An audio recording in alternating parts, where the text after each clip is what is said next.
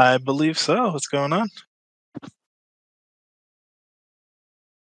Christmas was good. Pretty busy, honestly. I had a lot of traveling to do. Didn't really get to do it the last couple of years. So this time, took advantage of things being semi back to normal. Went to go see some family. It was good.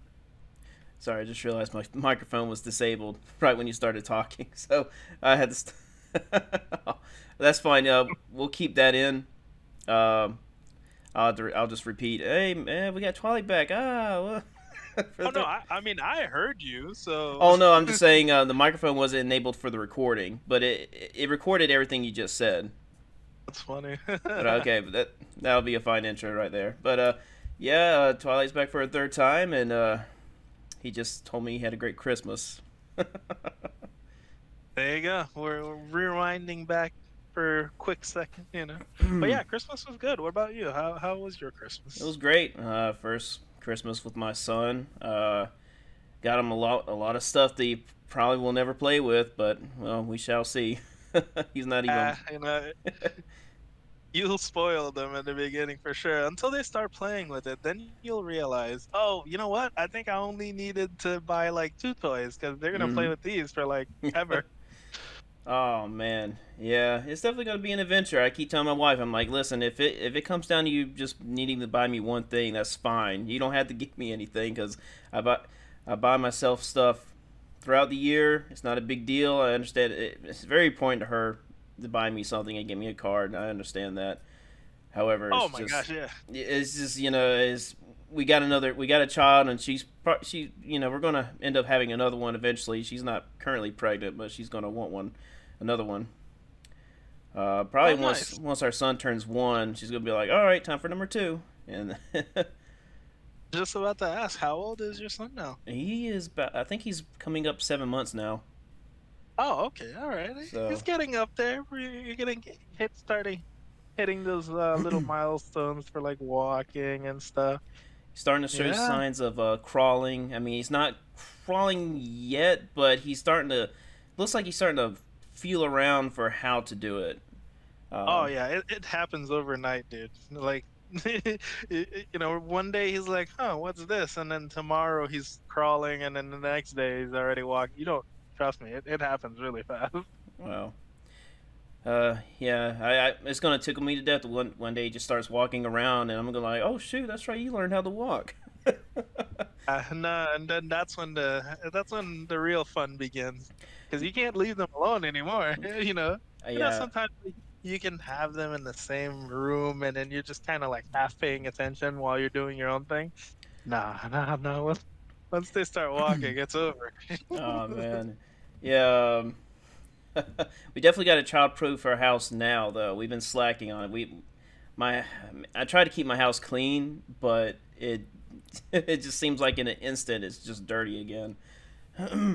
What scares me is batteries. I'm so scared of him swallowing a battery, especially the button batteries. I saw a presentation of someone putting a button battery on a hot dog and it corroded it. I'm like, oh man, I don't want to. I definitely need to Dang. make sure I get rid of those around the house. Oh, how many things do you use that use those little I batteries mean, not. anyway?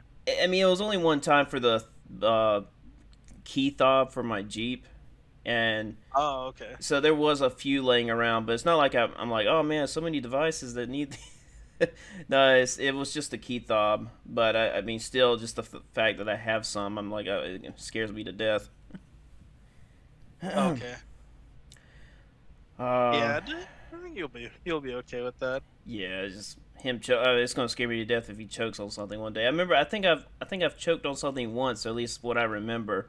I don't know if it was just one of those moments where I was awakened, consciousness, because I must have been 3 or 4, and I just remember, I still remember the feeling of that quarter stuck in my throat.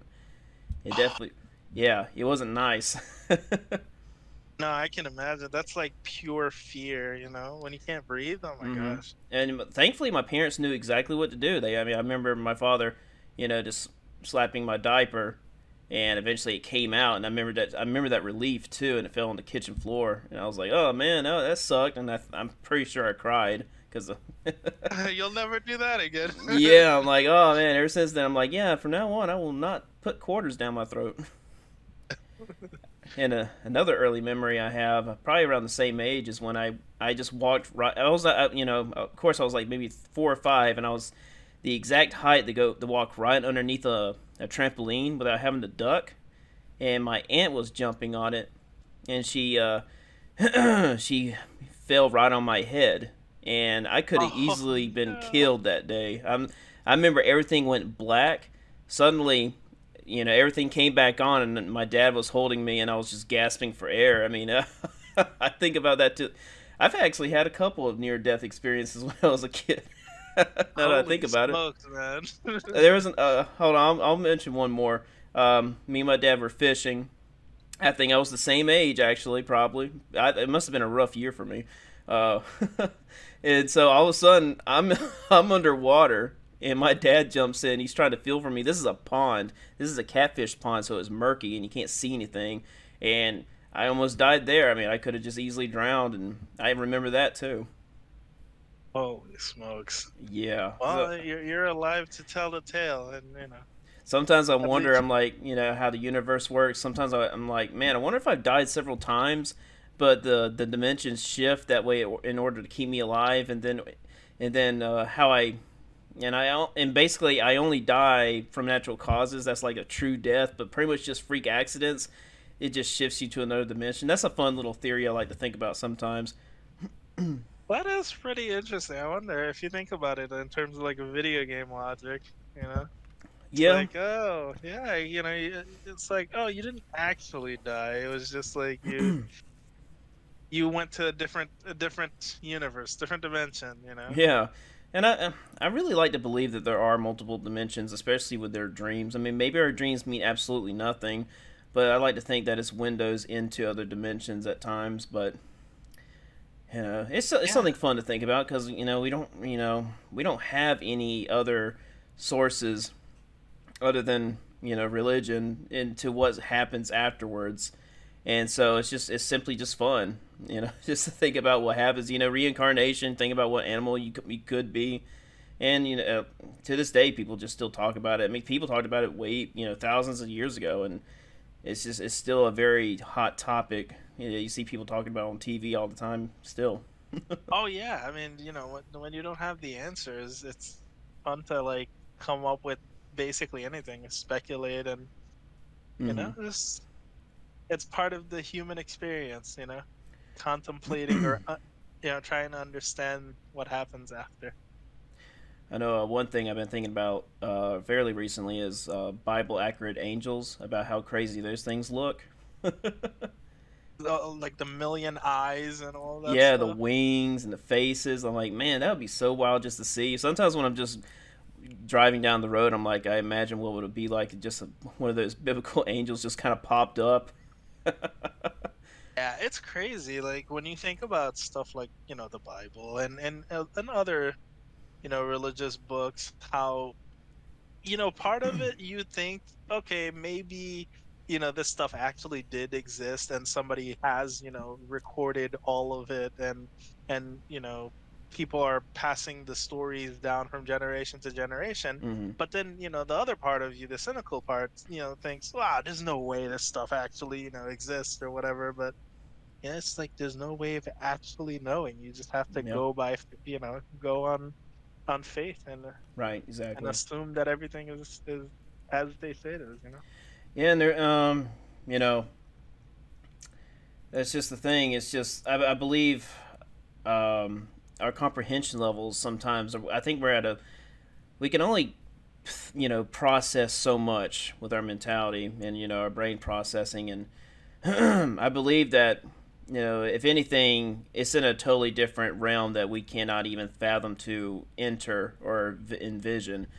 And sometimes I think about the concept of heaven. I'm like, eh, I just don't really think it's gonna be the clouds and the and structures. I just don't think I think heaven's beyond man-made structures. I think it's going to be something that we can't even fully comprehend, and we're probably going to be in a totally different form where we don't even need structures like that. And it's just the further you think about it, the more complicated it becomes because you just don't know what form you could be.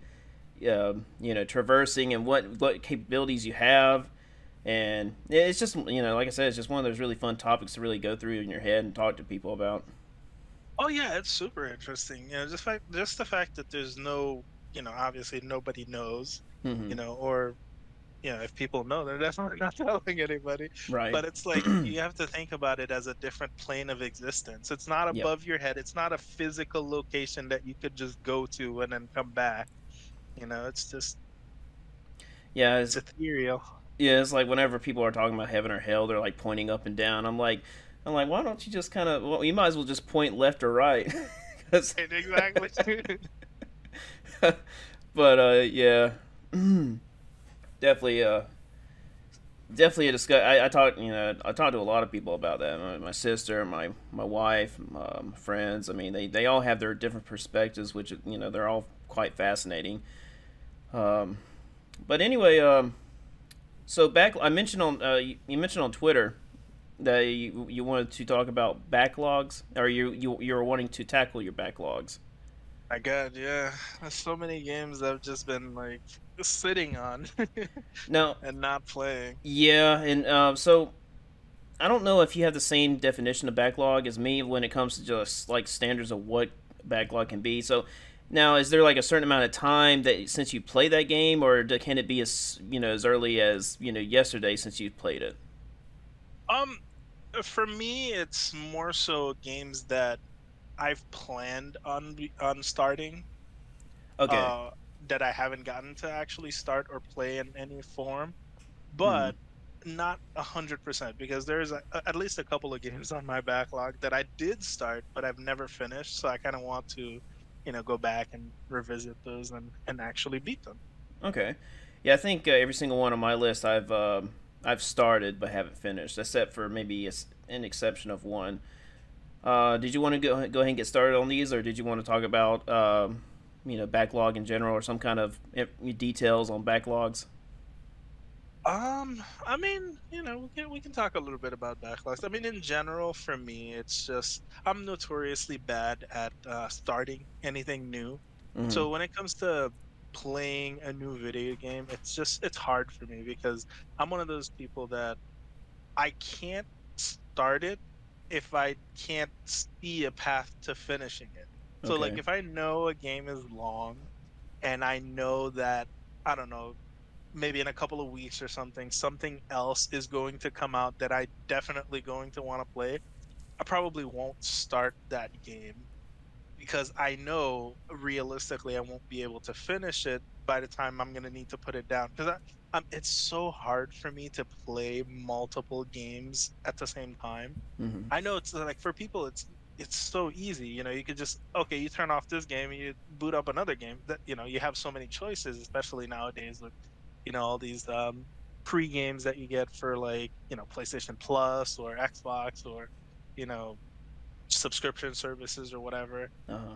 I can't do that. I can't ever use a subscription service because it would be a waste on me. I will never actually beat a single game, you know? Uh-huh. So for me, that's why like my backlog is tough because like I'm one of those guys that'll spend 200 hours on a game and then put it down and probably don't revisit it for a while I play other stuff. Uh-huh. So, So also, for standards of backlog. So when you say that a game is on your backlog, can it mean that you finished it, but you still have tons, you still have side things to do, or it's just you haven't finished it in general? Um, I don't consider games that maybe I have stuff that I would like to revisit Hmm. part of my backlog. Because Okay. if I've rolled the credits, I feel like okay, I've enjoyed that game. I've at least like um, had enough that I played on the game that I feel like okay, we've successfully done everything we want to in this game, even though there might be more that I would want to do. Like I'll use an example, like Breath of the Wild, for example. Love that game. I've played it for hundreds of hours, and obviously I've rolled the credits, but I haven't done everything in Breath of the Wild. I Mm. still have at least a couple of shrines that I haven't located and completed. And I also have a ton of Korok seeds and other stuff that I didn't actually do. So like, could I go back to Breath of the Wild to try to do that stuff? Absolutely. Mm. But I don't feel like Breath of the Wild is part of my backlog because, I played it enough and I've actually seen the credits to the point where I feel like, okay, I've done, pretty much everything in this game for like completion's sake, for my completion's sake. Now, when it comes to 100% completing something, that's a totally different topic, I know. But when you say 100% complete, is that what basically what's trying to think what the developers have really picked out for you to do in that world, or basically, I mean, I know that there's like scraping the bottom of the barrel 100% completion. Like in a way, technically, I guess there's really no way to 100% complete if you have standards. Like let's just say with Dark Souls, someone could say, "Oh, I haven't 100% complete Dark Souls until I finished it on Fist only Soul Level 1." But would you consider like like legit 100% completion according to the trophies, or just basically all what's in the game? That's tough. I actually thought about that too as a question because for me, yeah, having a trophy list is nice to hunt and you can feel like, yeah, 100% of that game. But like let's take Elden Ring for example that, came out last year. You can have all of the trophies in Elden Ring and still not see everything that the game has to offer, Correct. which is mind-blowing, Yeah. but awesome at the same time. So Hmm. like for me, my standards when it came to Elden Ring, even though I did get to platinum fairly early, I my standards was to get every weapon and every piece of armor that you could find in the game, and I did that. I was very happy that I was able to do that. And then even I could have taken it even a step further and you know upgraded everything, or at least tried every single weapon. Like I didn't try every weapon. I know for a fact that I didn't. Hmm. And there's other stuff that I did too, like play on different characters, such as, maybe a sword and shield type character, or maybe like a great sword, strength build, or, you know, dex katana build, just like trying different builds. Like for me, I do feel like I did achieve some type of a completion in Elden Ring, even though by a lot of other people's standards, they might feel like, oh no, there's still a lot more that you could do in that game, you know? Hmm. Yeah, I mean, I'm still, I mean, heck, Demon Souls has been out since 2009, and I'm still just finding stuff to do in it. I'm still finding stuff to do in every single game. Maybe not so much Sekiro. I haven't really gone back to Sekiro since I recorded footage for my little review and ever since then I haven't gone back. I mean, I'm not. I mean, and the thing is actually the closest to being perfect from software game compared to the other ones.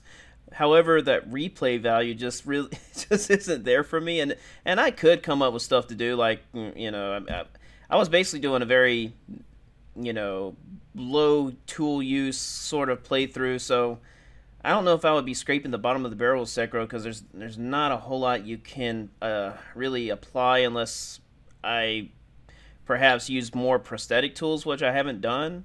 I think really the only time I ever used a prosthetic tool during a boss fight was the spear on the Guardian Ape, and that's really it. But only because I found it really fun to stab him in the neck hole. Pull um, the centipede out. yeah, yeah, because it made that second phase a lot faster. Because if you don't do that, it just kind of drags.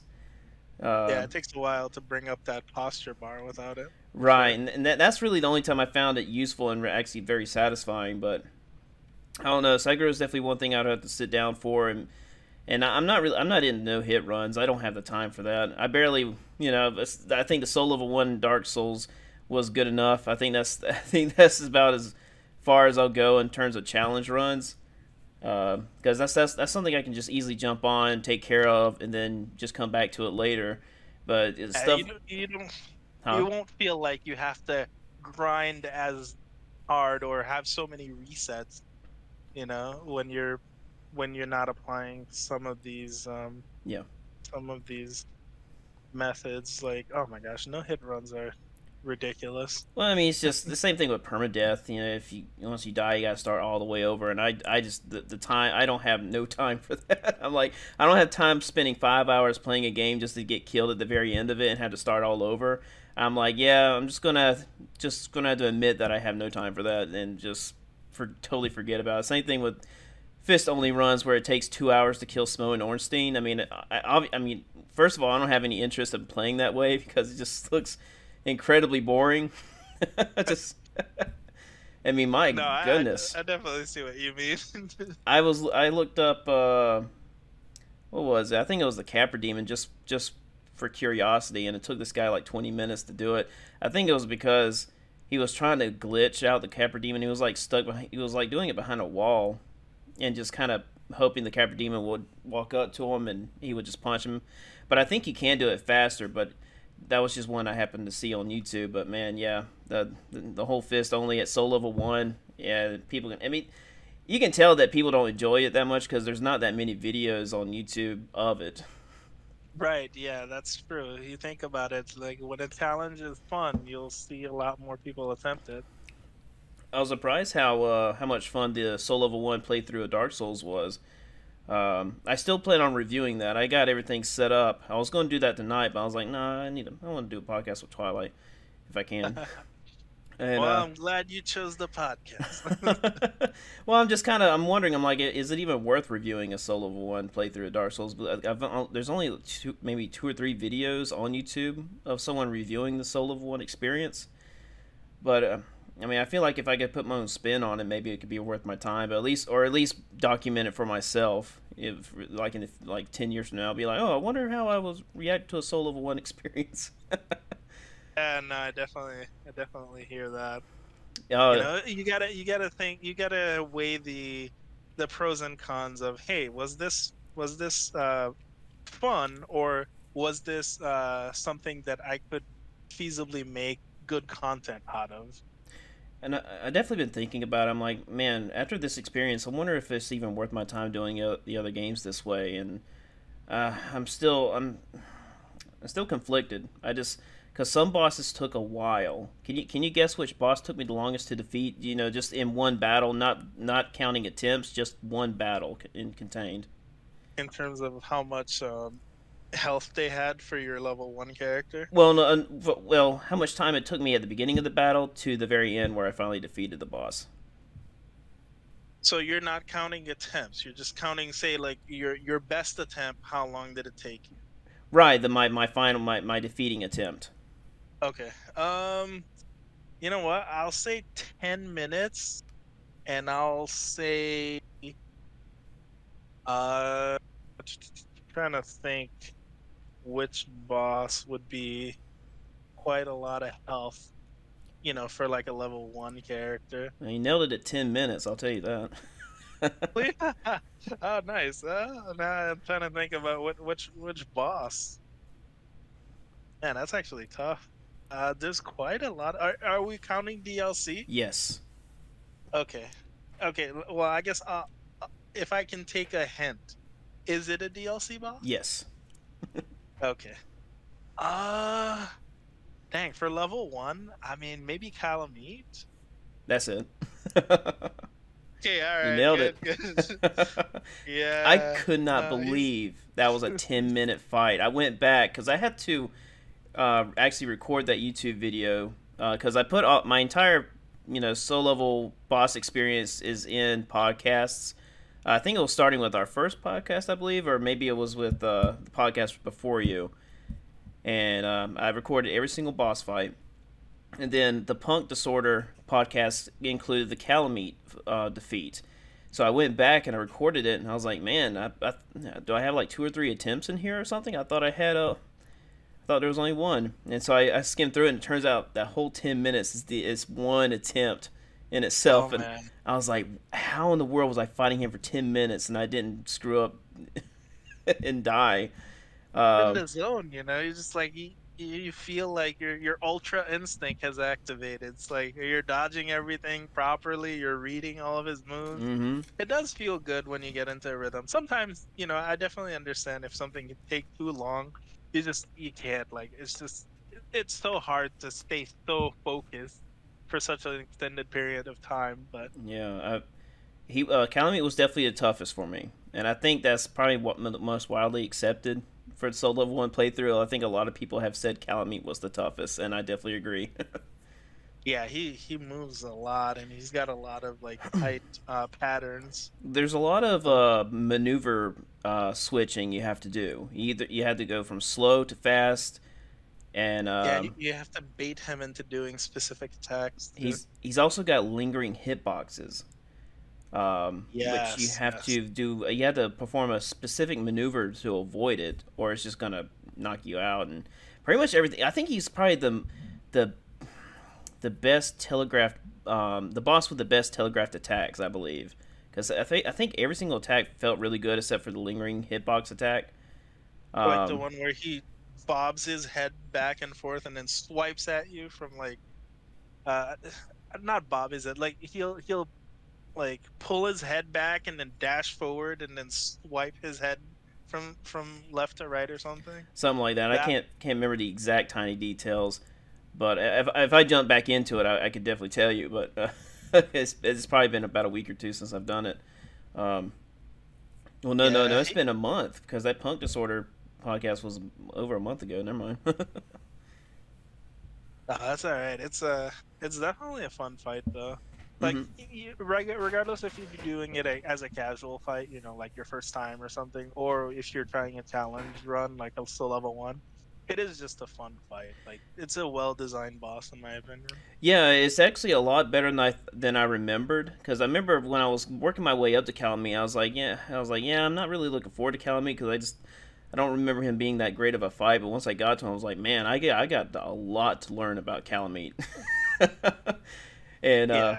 I think my favorite boss really in the whole run was really just Manus. I mean, it's really hard for me not to like Manus. Manus is just spectacular, even though he's not his attacks are not as well telegraphed as Calamite. I still find him absolutely entertaining to fight every time. I think for me it's a an appreciation of the lore of his like his boss room, him as a boss, and just like his sheer rage and how he attacks. I just feel like that the combination is what makes Manus such an awesome boss.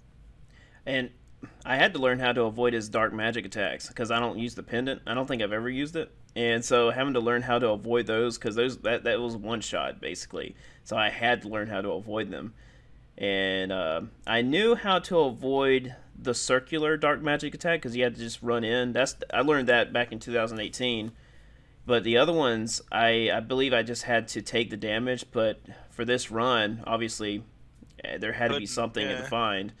And boy, it's one of those cautionary maneuvers because there's the dark magic attack that yeah, the spray, the little shotgun spray that he does. You have to pretend like he's about to do it every time, and so I'm always running to the side, and if he does it, I can just simply jump out of the way. But if he does the rain, I think the rain ended up becoming the most problematic because I was prepared for the shotgun all the time, but when it came to the rain, I wasn't as prepared. So I think I got lucky sometimes with the rain. Um, I remember back in the day, I would just circle Manus and avoid it entirely, but obviously that wasn't really viable with my new 'Cause you, maneuvering. yeah, you still take some damage when you try to do it like by circling around. Hmm. Yeah.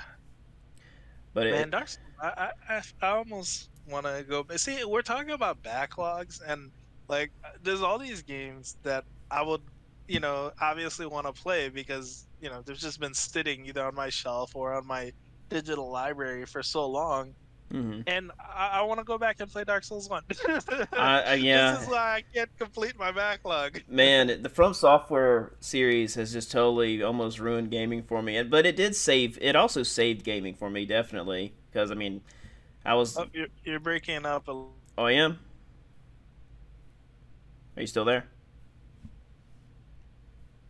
Oh wait, maybe it's me. I don't know. Yeah, you were breaking up a little bit. I heard you say it saved gaming, but Yeah. it was kind of a little robotic. Maybe it's It on my end. is this better now? Oh, okay, yeah, much better. Okay, Yeah, I'm not sure what happened. you can't hear me. Is there a delay? Yeah, I can. No, no, no, no, I can hear you now. Okay. Um, yeah, I was just saying that the From Software series saved gaming for me personally because I was just gaming just wasn't really hitting that mark. There were other games that came out every once in a while where I was like, Oh okay, no, well that's I'm sorry, dude. I don't know what's happening. oh, Yeah, maybe it's Discord. you think It it's says Discord? yeah, it says we have a one bar for voice right now. Oh, geez, where do you see that at? Back to normal. Okay, so like if you look on the side, it'll tell you what your ping is. And our ping was like 900 milliseconds for like a few seconds, but now it's back to 33 milliseconds. So Okay, that's basically well, instant. my computer's hooked up right is directly to the modem. Yeah, Um, maybe it was me. Maybe it was me because I'm on Wi-Fi. I'm being lazy. oh, okay. I didn't want to sit in my office right now because I've been in my office all day. Well, maybe I shouldn't talk about From Software because it's messing up the stream every time I do that. The I'm not recording. sure why that happened, but it's good. It seems to be good now. But I definitely heard you said it saved gaming, and then after that, it just cut like the ping dropped. Yeah, I was just saying that it saved gaming for me because during the time like 2009, I was experiencing a lot of games that just weren't really hitting the mark. And then I discovered Demon Souls. I've told the story several times on the podcast. I don't want to keep telling it. No, no, I've you know what? I've heard the story because I've watched a couple of the episodes too. I've listened to them. So no, Oh, okay. I've definitely heard the story. And yeah, and of course there are other games that I liked during that time, but they just weren't really hitting that mark. But anyway, um, so does it matter what order you want to start your backlog in? Because I mean, it's not like any of these are going to be like a huge reveal or anything like that. Some of them might be interesting, but it doesn't really matter if you want to start from 1 or 10. No, yeah, I don't. I honestly don't really have an order except for number one. Number one is probably the first game I'm gonna play in my backlog, and then everything else is not really in any particular order. I might like, you know, mix and match a little bit. So how do you want to do this? Do you want me to just list off, the games and talk about them a little bit as to, what I think about them or how I feel Yeah, yeah, about trying them? yeah. If you don't mind, let's discuss each game, and I think that would fill up the podcast pretty well. I was originally going to do five. But I was like, let's just do 10. Well, I mean, remember, I think I mentioned this before, but I'm gonna cheat a little bit. I know Okay, I that's have fine. 10 on here, but some are more than one game. So I have one that's like that too. yeah. All right. Well, we'll start with one that's probably pretty popular. Uh, The Last of Us one Ooh, and two. oh man. Yeah, so that is one game that I just never actually, I never played any of them at the hype of when obviously Last of Us 1 came out and was getting rave reviews and people were loving it. I was just like, I was playing other stuff at the time and um it seemed different and because like I really enjoyed the Uncharted games from Naughty Dog Hmm. and it seemed like so much of a departure from your traditional Uncharted game that I was like, oh, I'm gonna wait on this one. And basically 10 years later, I still didn't play, either the first one. But I actually do own both of them, so Oh wow. I think that would be a pretty nice story to dive into because I heard, people talk about the story and that's like their favorite part about the game. So I've managed to somehow avoid a ton of spoilers throughout the years. Good, good. So I feel like it's about time I actually, play it and see what all the hype is about. Especially since the show apparently is coming out soon. And you know what? I'm interested. I want to see what the show's about too. So I kind of want to play the games to before the show comes out so I kind of understand more what's happening. Okay, yeah. The Last of Us Part One, I consider probably the closest to perfection I've seen in gaming. It's not quite there, 10 out of 10 or anything like that. And so far, no game has reached that. But The Last of Us is definitely. I mean, of course, I love the From Software games. I played the software games tons more than Last of Us, but when it comes to just the Last of Us, especially with the update that they made for the PS5, I mean, it is just pretty much just close to perfection, and I couldn't recommend it more. And the Yeah, last, it's interesting. hmm?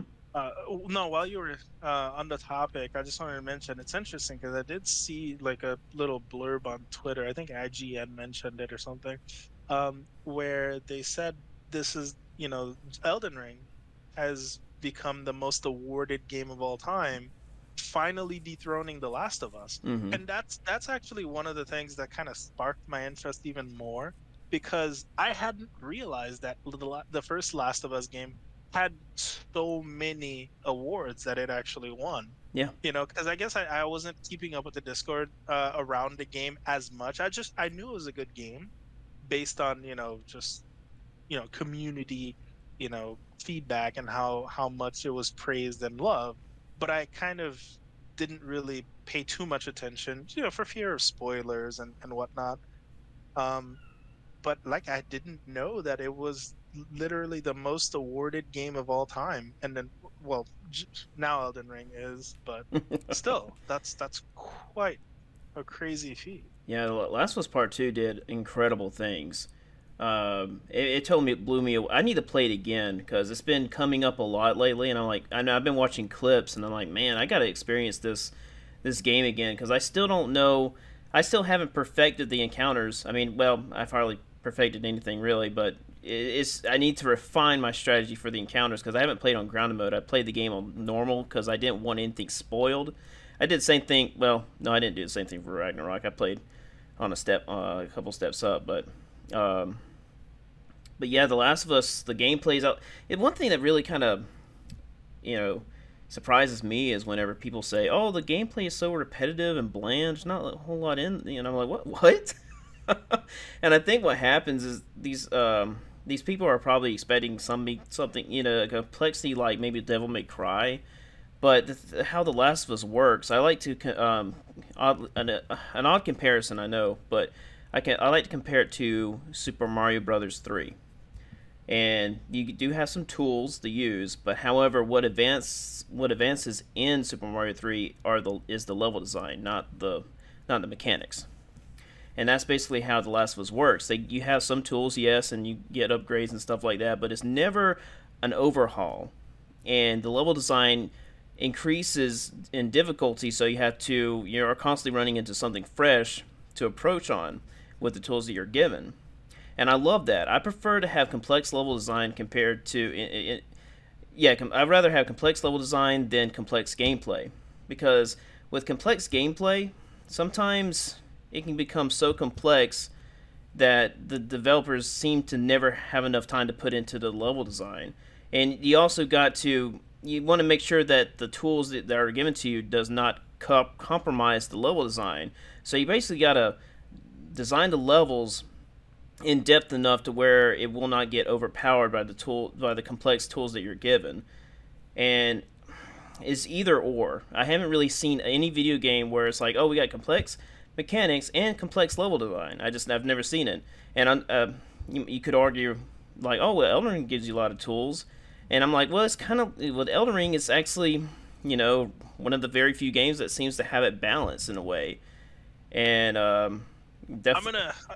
I was gonna say I'm gonna make a case for Breath of the Wild while you mentioned Elden Ring, okay, because I think that is probably one game that does have a good mix of complex enough tools and good level design to take advantage of it.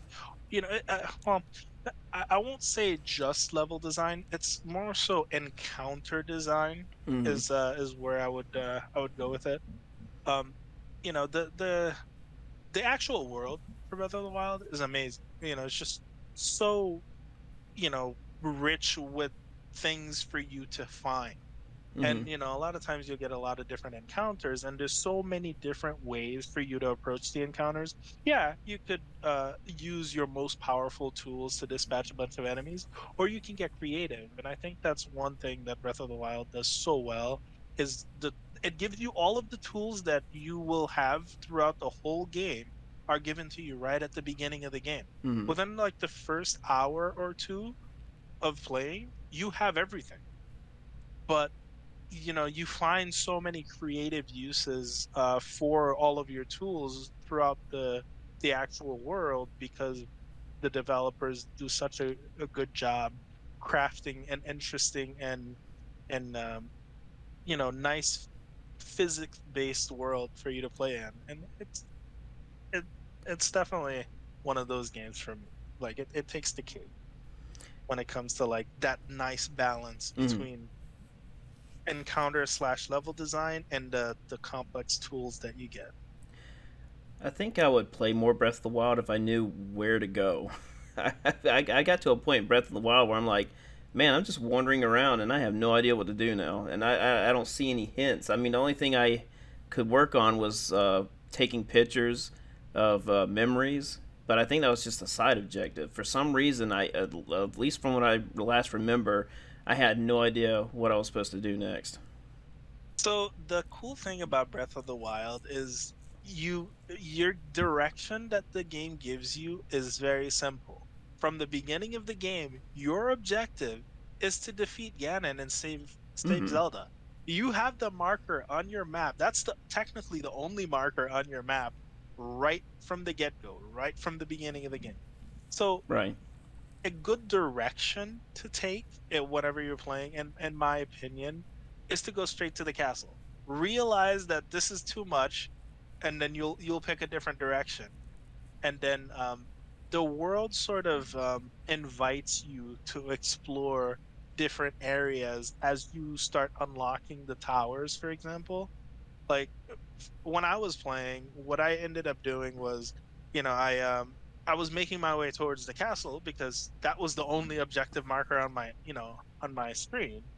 But as I was going towards the castle, I started getting pulled into different directions based on something in the distance. I was looking at it, it's like, oh wow, this looks interesting. I wonder what that is over there.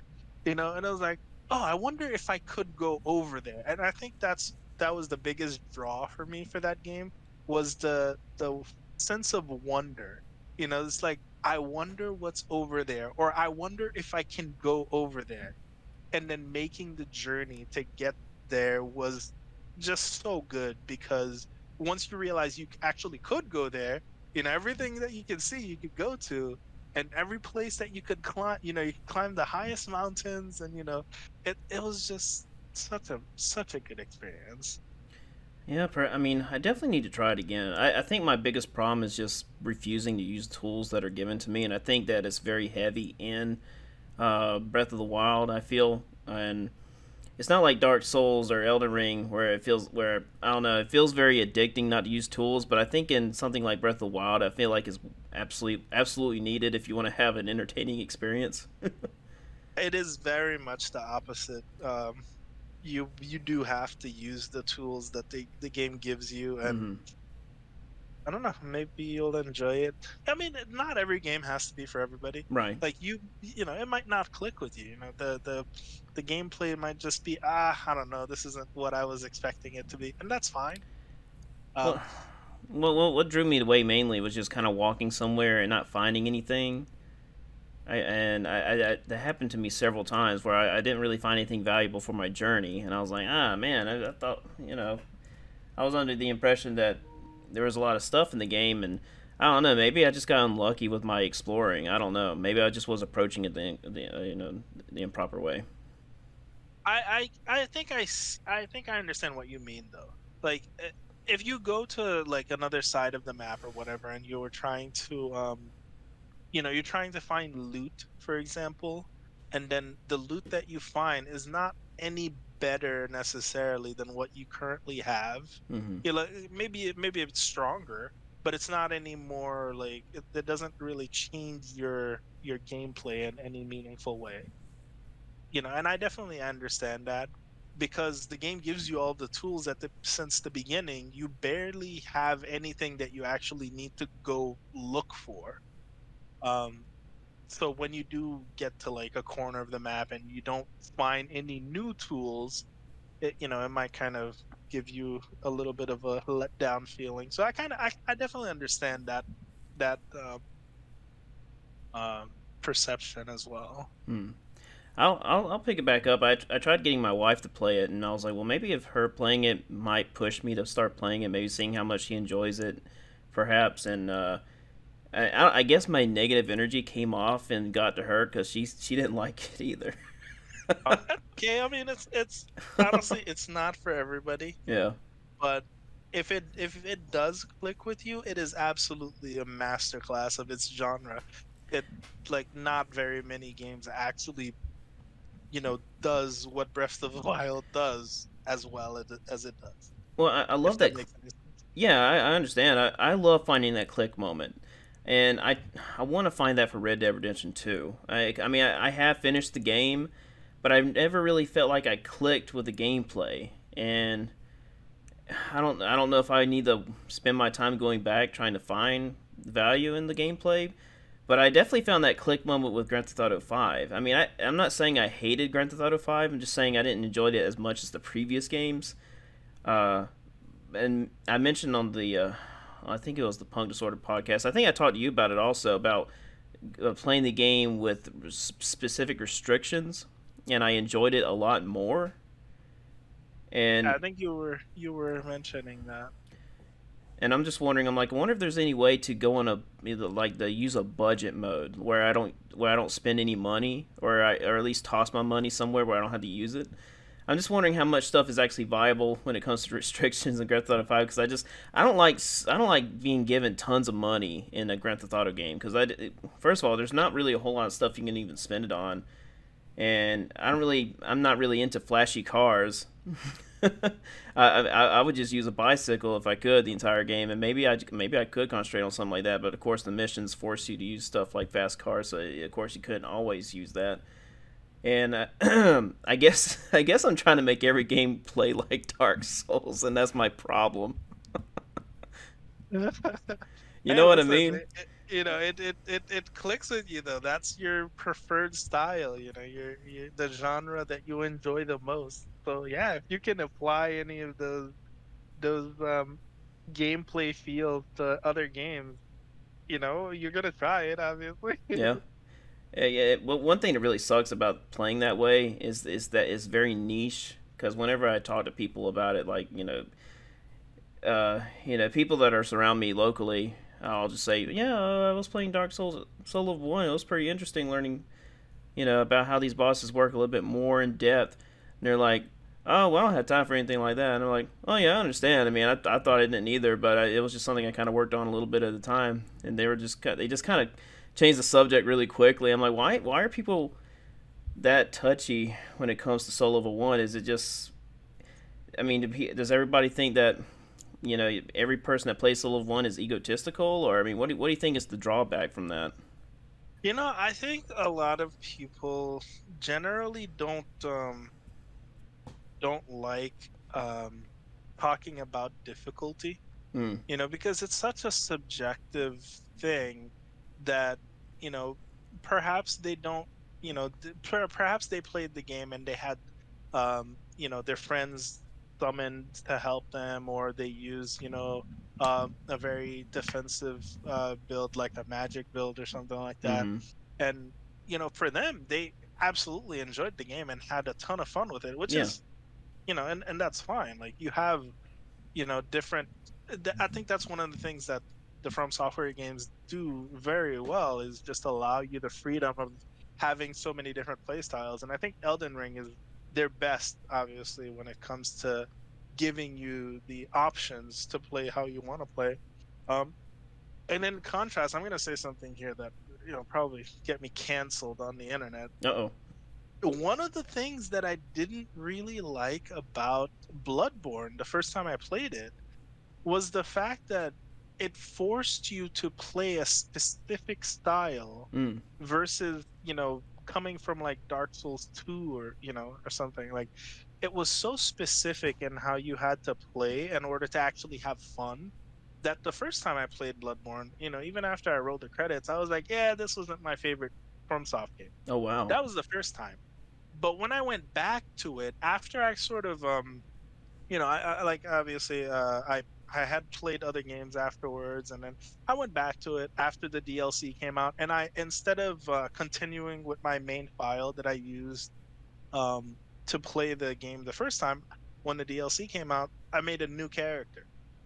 Like Uh-huh. Bloodborne was the first Souls game that I only had one character in for the longest time, which is crazy because like looking back now, I love Bloodborne. It's a great game.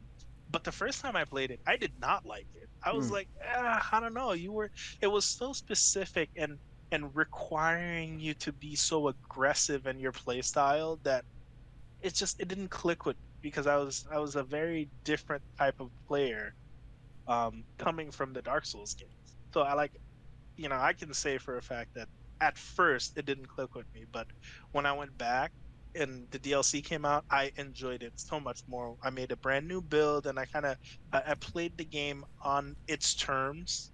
Like I played the aggressive and very like different approach to combat, and I enjoyed it much more. But like when I played like the play style that I normally play, at first, more so like a hybrid magic build or a sort of defensive build, you can't play those builds in Bloodborne. So it Hmm. basically like my play style was completely shattered. I didn't have fun.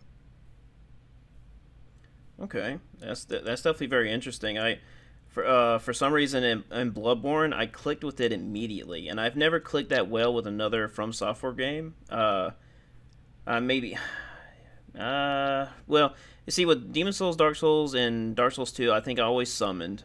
I don't know if I summoned that much in Demon Souls because I didn't have internet around the time I was playing it for the first time, so my memory's blurry on that. But when I jumped into Bloodborne, it felt very natural to me. Suddenly, I don't know why. I think it was because maybe I stopped using shields in Dark Souls 2, and so I was just already prepared. And let's see. And Well, the so, funny thing is, like that, I don't know. I don't even know if that was the reason why it didn't click with me. Um, because like when I was playing Dark Souls 1 and 2, I played dual wielded, and even in Dark Souls 1 when there wasn't any dual wielding, I still used two weapons, one in my left hand and one in my right hand, just to be cool. mm-hmm, Because I played a ton of multiplayer and PvP and stuff, and like part of the awesome feeling for me was the multiplayer aspect was to help somebody, and I would cosplay as some character in the game or whatever, and I would like eh, you know I didn't have a problem with not blocking per se, mm-hmm, but it was just the way that the dodge system worked was so different for me. The fact that when you were locked onto an enemy, you had a dash versus when you're not locked on, you had a roll. Like yeah, my brain couldn't really comprehend it, and I just didn't click with me at first. mm-hmm. Isn't that Like really? when everybody Oh, sorry. sorry. No, I was gonna say when everybody was loving Bloodborne at the beginning, like I hated it. Hmm. But then, 6 months later, I loved it. I remember when my first playthrough of Bloodborne. I remember I thought I could have swore I was halfway through the game, and then all of a sudden the credits started rolling. I was like, "What?" Oh wow, you do one of the did you do the bad ending, or well, we'll say bad ending. One of the endings where you did the German thing or whatever? I believe I fought Gurman on my first playthrough. I don't. Well, I think so. I cannot remember. I know I didn't fight the Moon Presence. Uh, I either got my head chopped off or I fought Gurman. Yeah, I got my head chopped off only because um I didn't know that that would just trigger the ending right then and there. I thought, okay, after I talked to him, I was like, oh, okay, we'll just back out of this conversation and then come back later, kind of feeling. And then boom, it was just that was it. I was like, oh, snap. That's actually my favorite ending. I know may sound lazy, but I really just love seeing my head getting cut off. It was very interesting. It was different. Not many games actually had something like that. at the Mm-hmm. time, where it gave you such a we'll say not anti-hero ending, but it unlocked your mindset that there's a bigger picture here. I'm Mm-hmm. gonna want to replay this kind of deal. That's what that ending made me feel like. It was like, okay, I'm gonna want to replay this. And like I didn't have a backup save at the time. Like usually, I'll do a backup save if I know I'm at the final boss so that I could just like re-roll my save. I Mm-hmm. didn't have it back then, so it was like, oh man. I made a meme. It was taken from Futurama. The part where have you seen Futurama? Yeah, yeah, I love that You show. remember? Yeah, they're bringing it back. I cannot wait. There was an episode where Zap Brannigan and Leela are stranded on a planet, or like, quote unquote stranded on a planet, and Leela's trapped underneath a tree. Episode. Oh man, great episode. And Zap Brannigan, there was I can't remember exactly what happened, but he made a quote where he's like, "Time to repopulate the Earth." And I used that little picture and used it for Dark Souls. Whenever I think the caption was, "Whenever you start a new From Software game," because of all the characters you get to create. And all the characters you got to kill basically on your first playthroughs, Yeah, right? yeah, and it's just you got all these free save slots and basically just repopulating Dark Souls and Elden Ring and such. Yeah. So yeah, and whenever I lose it, I remember back when I lost my save data for one of the games. I didn't really it didn't bother me actually because I was like, oh man, I get to start all over again. It's just no, I don't think any other game is like that where I'm like, oh man, I don't mind doing everything all over again. Yeah, you know what? It's weird, right? That's actually such a weird thing because I feel the same way about a lot of the Souls games. I never feel like if I were to lose a bunch of progress, it's like, oh, okay. I mean, that's fine. I enjoyed my way up to here. I don't mind doing it again, And then sometimes you'll want to do it again. Like I don't know how many times I've done this where I'll create a character, get really far into the game, and then I'm like, you know what? Let me make a new character. Even though like I haven't beaten the game, I just made a new character because I wanted to experience the same things that I had experienced already, but in a different fashion or something. I almost had 100% completion for San Andreas back on the PS2. My cousin accidentally deleted everything, and and so I didn't get mad at him or anything like that. I'm like, yeah, I mean, just whatever. Oh well, I'm not gonna do it again. And now it took me 15 years to finally, build up to even care about getting everything again on the remaster. Yeah, my brother was notorious at deleting save datas when we were younger. Holy smokes. Like you could not let this dude play a game that you were playing because your data was gonna be gone. Especially back in the handheld. Like I used to play a ton of like Game Boy Advance games and stuff, and I remember one of the most heartbreaking ones for me was like a Final Fantasy Tactics save data that I had. Like I had, such a good party. I had found like some really rare items that I stole from enemies and stuff, and like, you know, it was just like all of it was gone. I couldn't go back and play the game again after that. Oh, I wanted to Uh, quickly mention just before I forget. I highly recommend the Pedestrian. It's available on PlayStation Plus. It's been on my wish list for a long time ever since it was announced because it was a very interesting concept. But I highly recommend it. I played an hour of it already, and the puzzles are absolutely fantastic. Some of the best puzzles I've seen in the most recent years of gaming. Definitely, yeah, you definitely feel very satisfied coming up with the solutions of each section. you said it's called The Pedestrian? Yes, you play as the little man on the bathroom sign. Oh my gosh, really? You play as the man on the bathroom sign, and you go through street lights and all kinds of little displays and solve puzzles. And the entire time you're in these displays and the camera's just moving across town while you're moving across. It's very unique. I had never seen anything like it. I think maybe the closest thing I can think of is Unravel.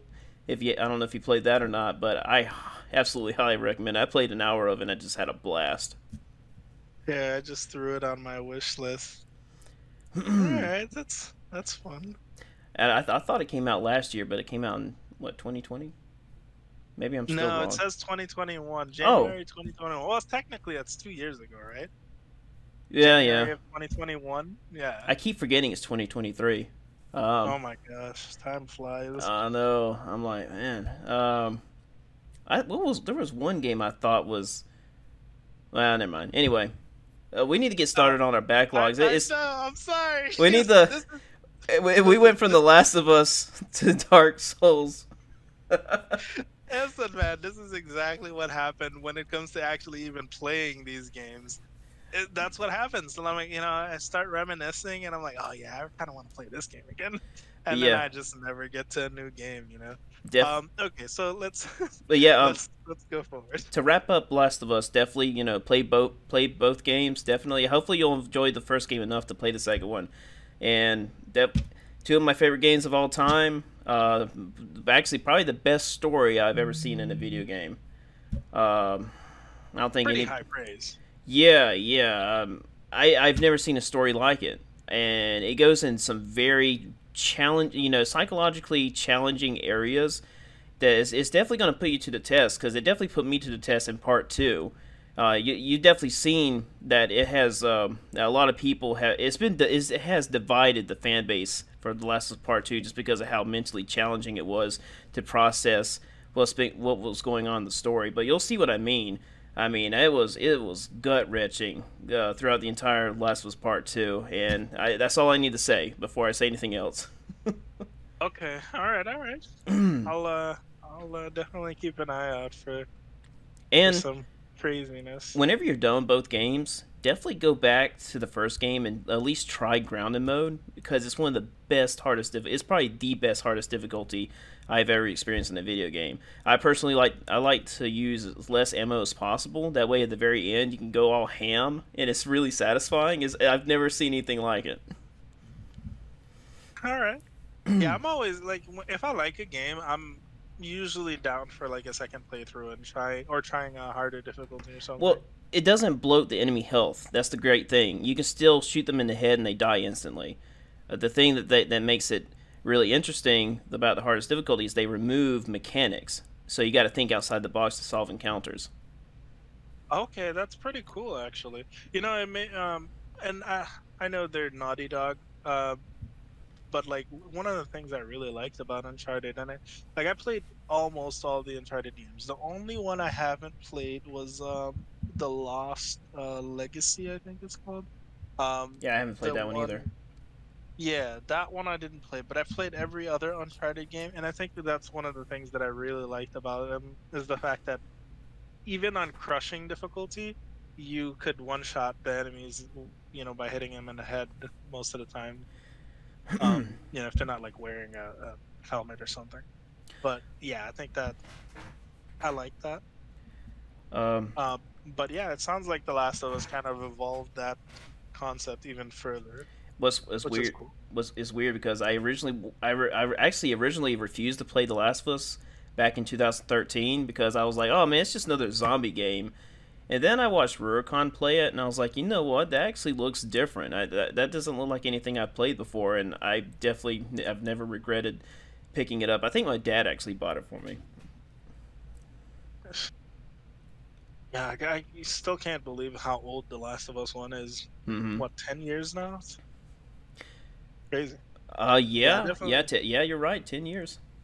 Yeah, I definitely need to at least play it so Do you I have can the tell it's upgrade for PS5?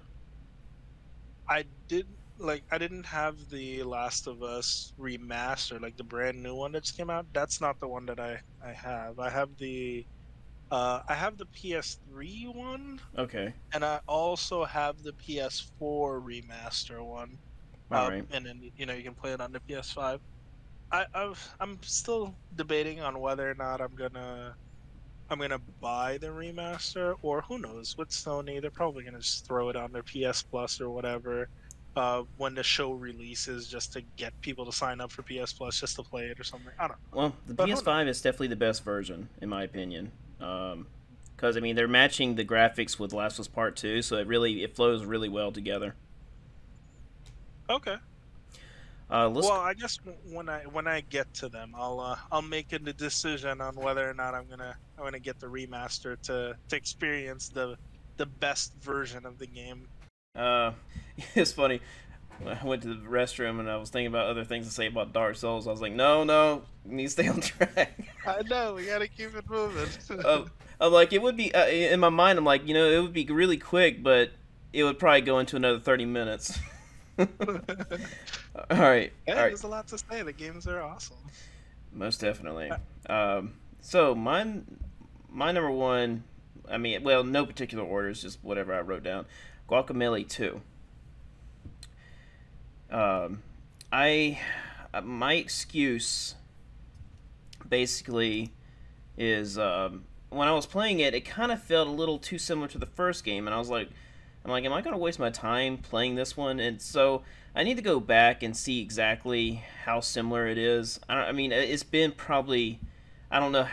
Let's see. Let me look up when the game was released before I sound weird. Guac, it. Dang it! If I can spell. Yeah, here it is. Guacamelee. Well, no, no, no, no, no. Shoot. Here we go.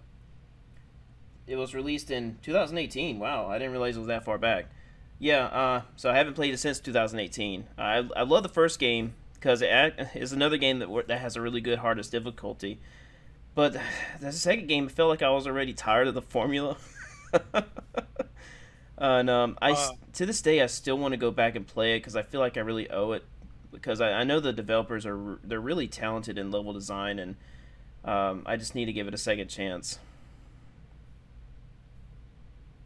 yeah, I mean, I haven't played the first one or anything like that, but the art style is always so striking and made you curious. Hmm. They also have I really. Oh, sorry. No, I was gonna say I don't actually know how the game plays or what type of game. Like whenever I thought of it, like I think I saw like a highlight reel a while back.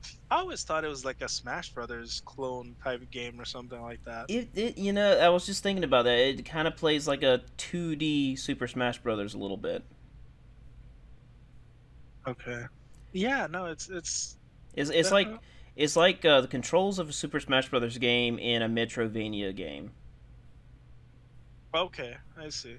Because you earn certain powers where you can go back and do uh, special punches or attacks, whatever, to bust these blocks. You got like these colored blocks, and each you got enemies that have wards. So basically, they're ward blocks, and you also got ward enemies.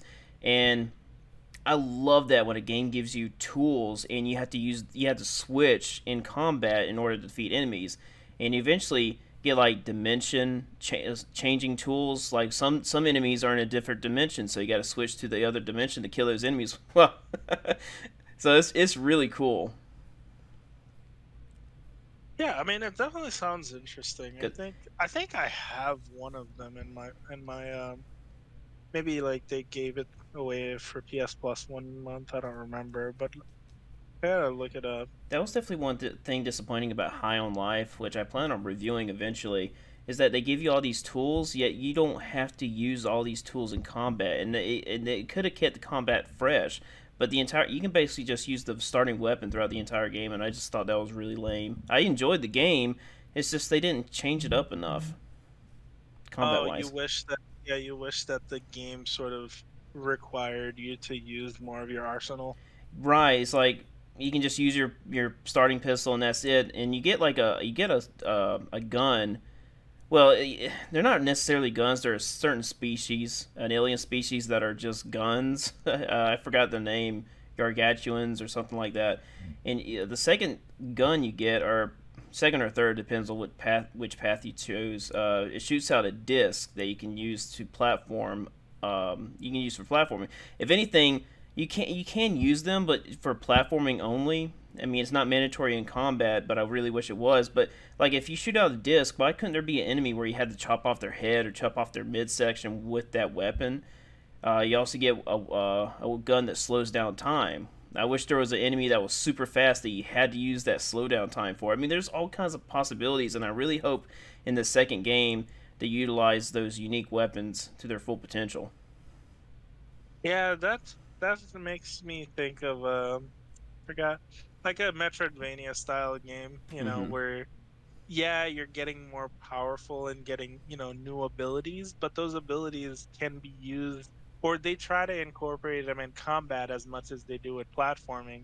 Yeah. And that's what one of the I know we keep going off track, but like the OG Zelda games, like the Ocarina of Time and Twilight Princess, those games, um, they did that so well.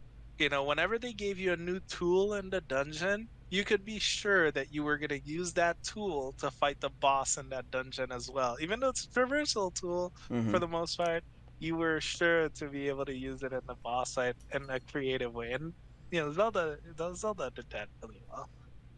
I mean, even if they don't want to put in enemies that are mandatory for the tools given to you, they could at least push you to where you're like, oh man, I need to explore something else and maybe see if my strategy can develop with utilizing these other tools. There was never one moment in the game where I'm like, you know what, I feel like I need to use another weapon for this encounter. And like I said, they don't have to change up the enemies to be very specific to a weapon. Just maybe change up the encounter type to where you're kind of pushed changing your style. Okay, yeah, I think that makes a lot of sense. Yeah, you know what I mean. And trying to think about you know, I can't think of an example right now. I'm drawing a blank. But anyway, did you have anything else to say about Guacamelee too? No, not really. It definitely looks like an interesting game. I think I'd be down to at least take a look at it one of these days. One thing I have to say is the bosses are not that great. I love the level design, but the bosses are not. They're not spectacular. They're not mind blowing or anything like that. Oh, I see. So you kind of wish that they did the boss encounters a little better. Yeah, I don't really remember anything about the bosses other than just kind of spamming them. I I gotcha. think they might have had different adjustments for the tools that were given to you. I believe, yeah, yeah. I think they had wards on them, which was fine. But after a while, I was like, I'm not really getting a whole lot out of this design for this particular part of the game. Really, I watched a couple of your videos for Frogun. Well, mostly like they're just clips that you had when you were on a podcast or something. mm-hmm. And that game, I definitely am interested in. Because I like the platforming and I also like the fact that each boss, I've seen a couple of bosses and then I stopped watching and then I just listened because I was like, all right, I don't want to spoil any more of these. But like the boss encounters seem interesting and like you had to do different things for the fight and that seems like an interesting game to me for sure. I know Yeah, you were recommending that game a lot, so yeah. Every podcast is pretty much mentioned, and you're the. I wasn't going to say anything in this podcast, but you brought it up. yeah, no, I mean, I definitely seen like a few clips, and I'm like, yeah, this looks fun. I mean, it surprised me. I mean, I was like, "Oh my goodness, how in the world did this developer masterfully put all this stuff in the game for such a low price?" I mean, amazing boss fights, incredible level design. My God, the level design is absolutely spectacular. I don't think I have a least favorite level in that game. I mean, I would have to go through it again and be like, "Oh, okay, maybe the first level," but every single level seems to step it up in some way, and it's spectacular all the way through. Nice, that's good to hear. um, All right, let's hear your number two or whatever's next on your list. All right, well, we'll stick with PlayStation real quick. I don't have too much to say about this game. Horizon Zero Dawn and then Mm, Horizon Forbidden West. Um, honestly, Forbidden the Rest. main, yeah, rest, That sounds like a better name, really. Forbidden Rest. You'll never rest. No, but honestly, one of the main reasons I want to play these games is because my brother recommends them highly. Like Wow. he loves both of them, um, and he recommends them. And I like I've seen enough of the first game to feel like, okay, well, I don't really think I'm gonna like it, but I think I want to at least give it a shot, just so just so I can say I played it, honestly, for the most part. And then who knows, maybe it'll click at some point. But like the Horizon games just never seemed like I would, I would fall in love with them. But I'm definitely willing to give them a try. And I have them, so I figured, you know what? You might as well play them since you have them. Mm-hmm. Um, I have finished the first game, and I cannot find the appeal. I really can't. And I'm surprised I was able to finish it because usually if I get so bored in the game like Ghost of Tsushima, I'll just drop it. And for some reason, I finished Horizon Zero Dawn, and afterwards I'm like, man, I couldn't find anything in that game that I liked other than the linear sections. And I keep telling people, I'm like, this game would have been better if it wasn't open world. And the people are like, out, they're like, what? What did you just say? I'm like, yeah, I think this game would be better if it was linear.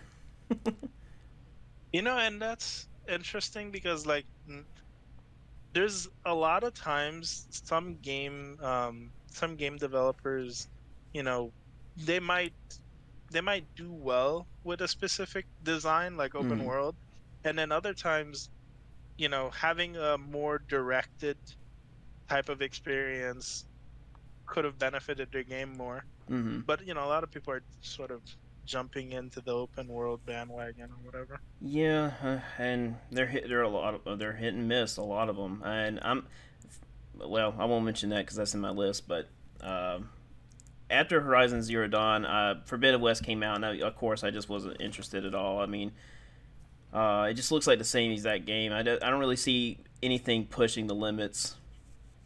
And I'm Yeah, pretty sure there are some things in there, but I'm like, I just don't want to experience the same troubles that I had in the well, not troubles, but just same kind of lack of entertainment for me personally. no, I see what you mean. Like it doesn't do enough different that you feel like it would be a different experience. And it's a shame because the concept is really cool. I mean, robotic dinosaurs. I mean, come on, how in the world do I not like it? I know. The concept always like I was always drawn by the concept, but then I see gameplay and I'm like, I don't know. Yeah, they definitely could have stepped the combat up a lot. I'm just wondering why they went so.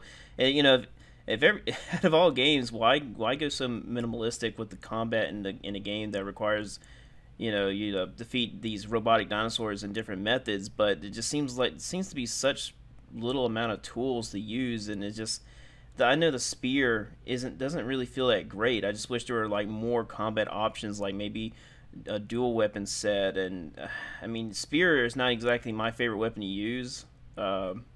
Without going off topic. I don't know. I was gonna say that's honestly the main thing whenever I watch that game. I always say like, well, is that it? Like is Yeah. this all you do throughout the whole game? Like, don't get me wrong, like I'm sure it's cool to fight different types of enemies. But like just the fact that like your combat arsenal is so limited always felt like it wasn't interesting to me. The But AI. I'm still willing to give it a shot. Yeah, I mean, hopefully, maybe you'll end up enjoying it. I mean, whenever I say that I didn't enjoy these games, I'm not saying no one can enjoy them. I'm like, man, if you can enjoy these games, that's incredible. Because I wish I could. Yeah, so well, yeah, that's another game on my list that I'm willing to give a try. Nothing too crazy to talk Mm, about it, really. I just, I have them and I want to play them, so I'll gotcha. hopefully get to them at some point this year. All right. So my number two is Kiwi. Have you heard of it? I have not actually Kiwi. This is a very interesting game. The reason why I haven't played it again because my wife wants to play it with me, and I don't like really playing games with her that much. Oh, well, you have different goals when you're playing versus, sometimes a lot of people will have a Yeah. different mindset. And the thing is, I mean, So, I screw up in Kiwi also. It's not just her. I mean, sometimes I type in. It's okay. I need to explain what the game is. Kiwi, you play as the bird, Kiwi, and it's a postal service game. It's not like Death Stranding where you got to deliver packages. It's you putting stamps on the packages, right? Typing down the words for that go on the packages and everything like that. And it's a very unique concept because let's just say, for example, you need to type in a message to put on a package. So you actually got a typewriter that's disassembled and spread out across the screen, and you got to run over and type in one letter at a time. And if you're, I mean, it's made for two people, but you can play it by yourself. But it's a lot more fun with two people, and it's man, it's hard to compare to anything because there's really nothing else like it. And it would probably be easier for you to look up footage, really.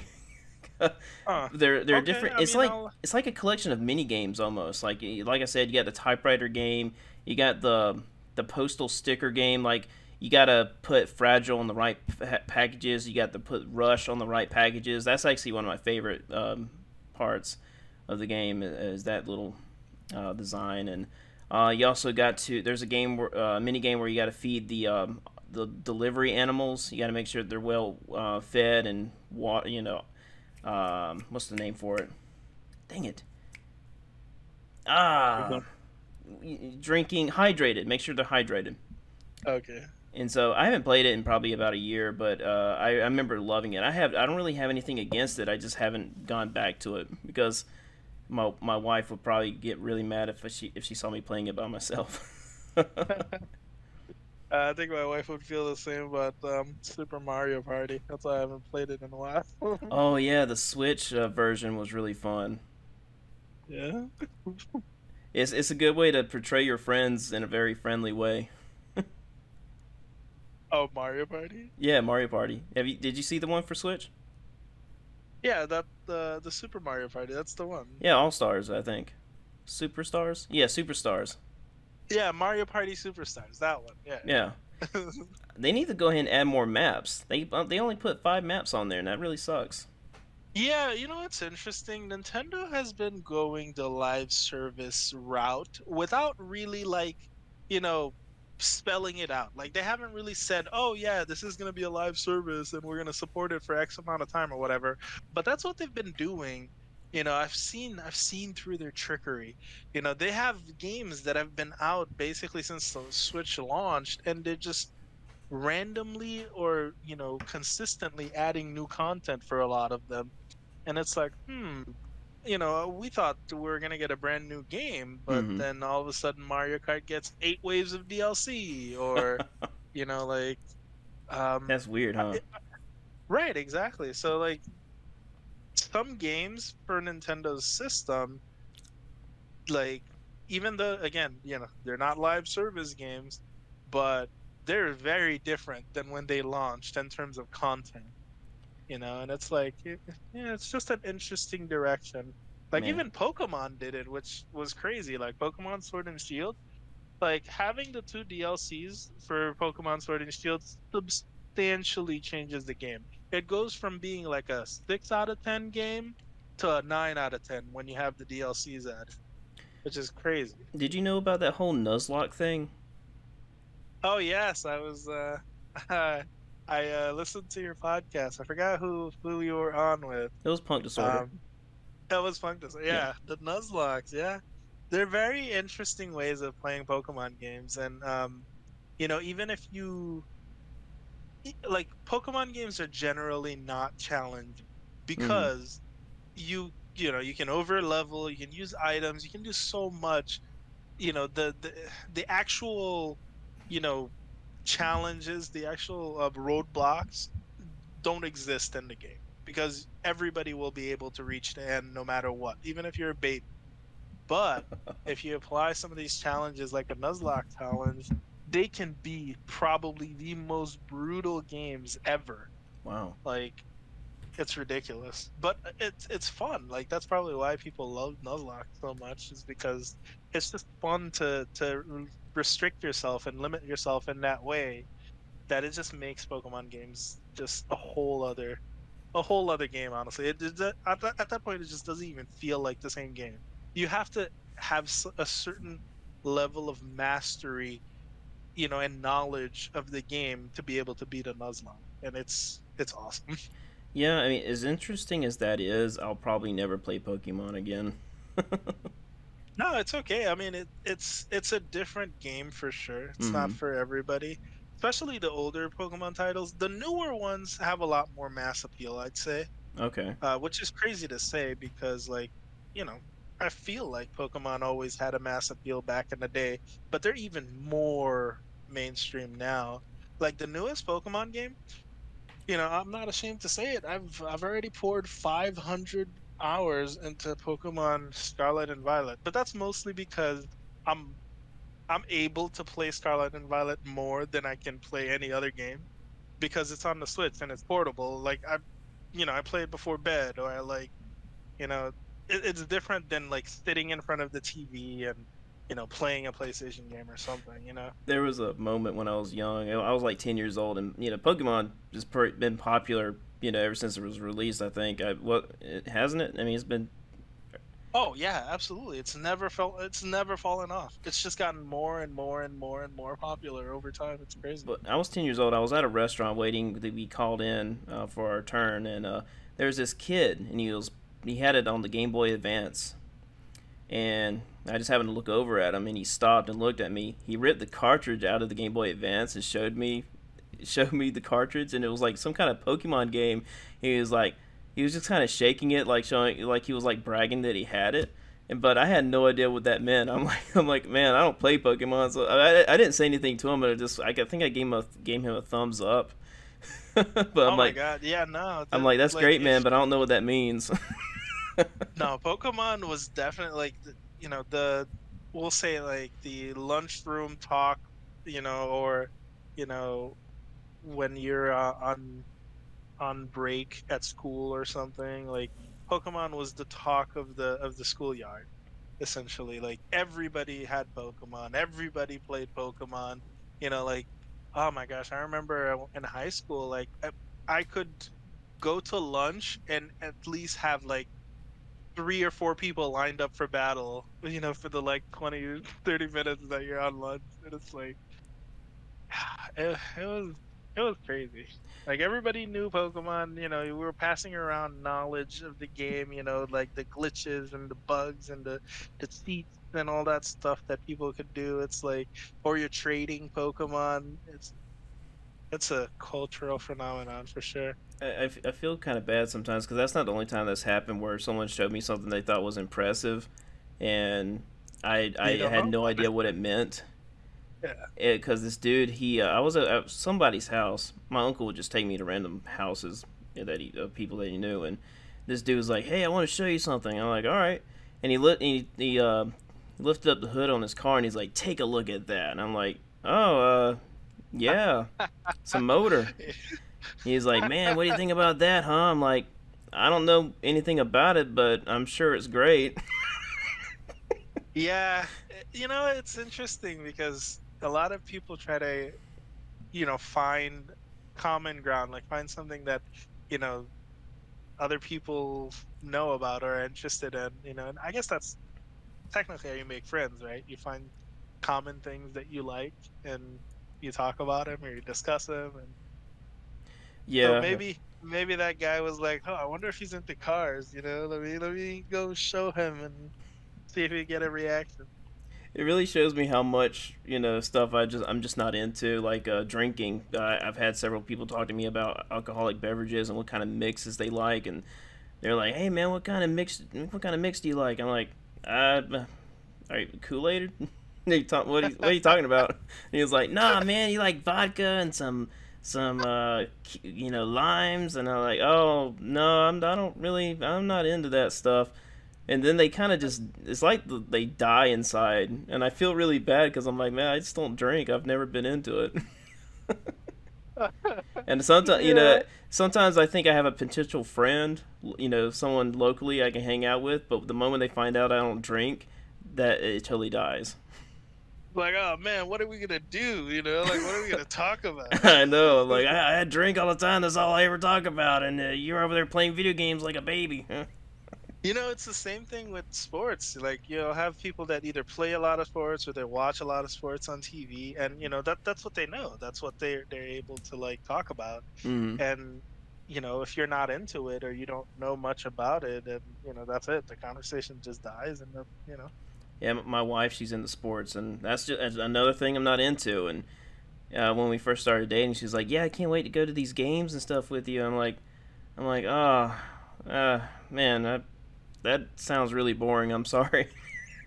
No, you know what? It's actually good to have like different hobbies and Hmm. things that you like, because it kind of keeps you guys, you know, well, we'll say well-rounded and interesting to each other. Yeah. Like, she might be into sports and maybe you're not into them and you don't like them so much, but I don't know, once in a while you go to a game with her just to, see what all the fuss is about. And Yeah, I mean, I kind of feel bad because I mean, I feel like that maybe I've taken her out of sports because she doesn't watch any games or anything like that, and I thought she was really into it, but I I think I might have drawn her out of it, which I feel terrible about.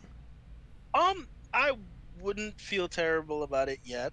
I mean, again, I don't know your wife or anything like that, but Hmm. maybe she wasn't particularly into sports, but she thought you might be, and maybe she thought that that would have been a good common thing that you guys would have, Her that you would be doing together. her grandpa's always talking to me, like he's always asking me about sports and everything. He like every time I go over there, I let I don't know. I guess he doesn't pick up on a hint, but he's like, "Oh, what do you think about Jefferson going against Davison?" I'm like, "Oh, well, I don't know anything about that."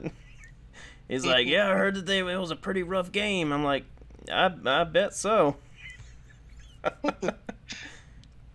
Yeah, I mean, I don't know too much about a lot of sports either. I Yeah. used to be like a lot into soccer because I grew up in the Caribbean, and soccer is like really, really popular in the Caribbean. So we used to watch basically every soccer game. I used to be super into it because like my grandpa and my dad, everybody like watched the soccer game.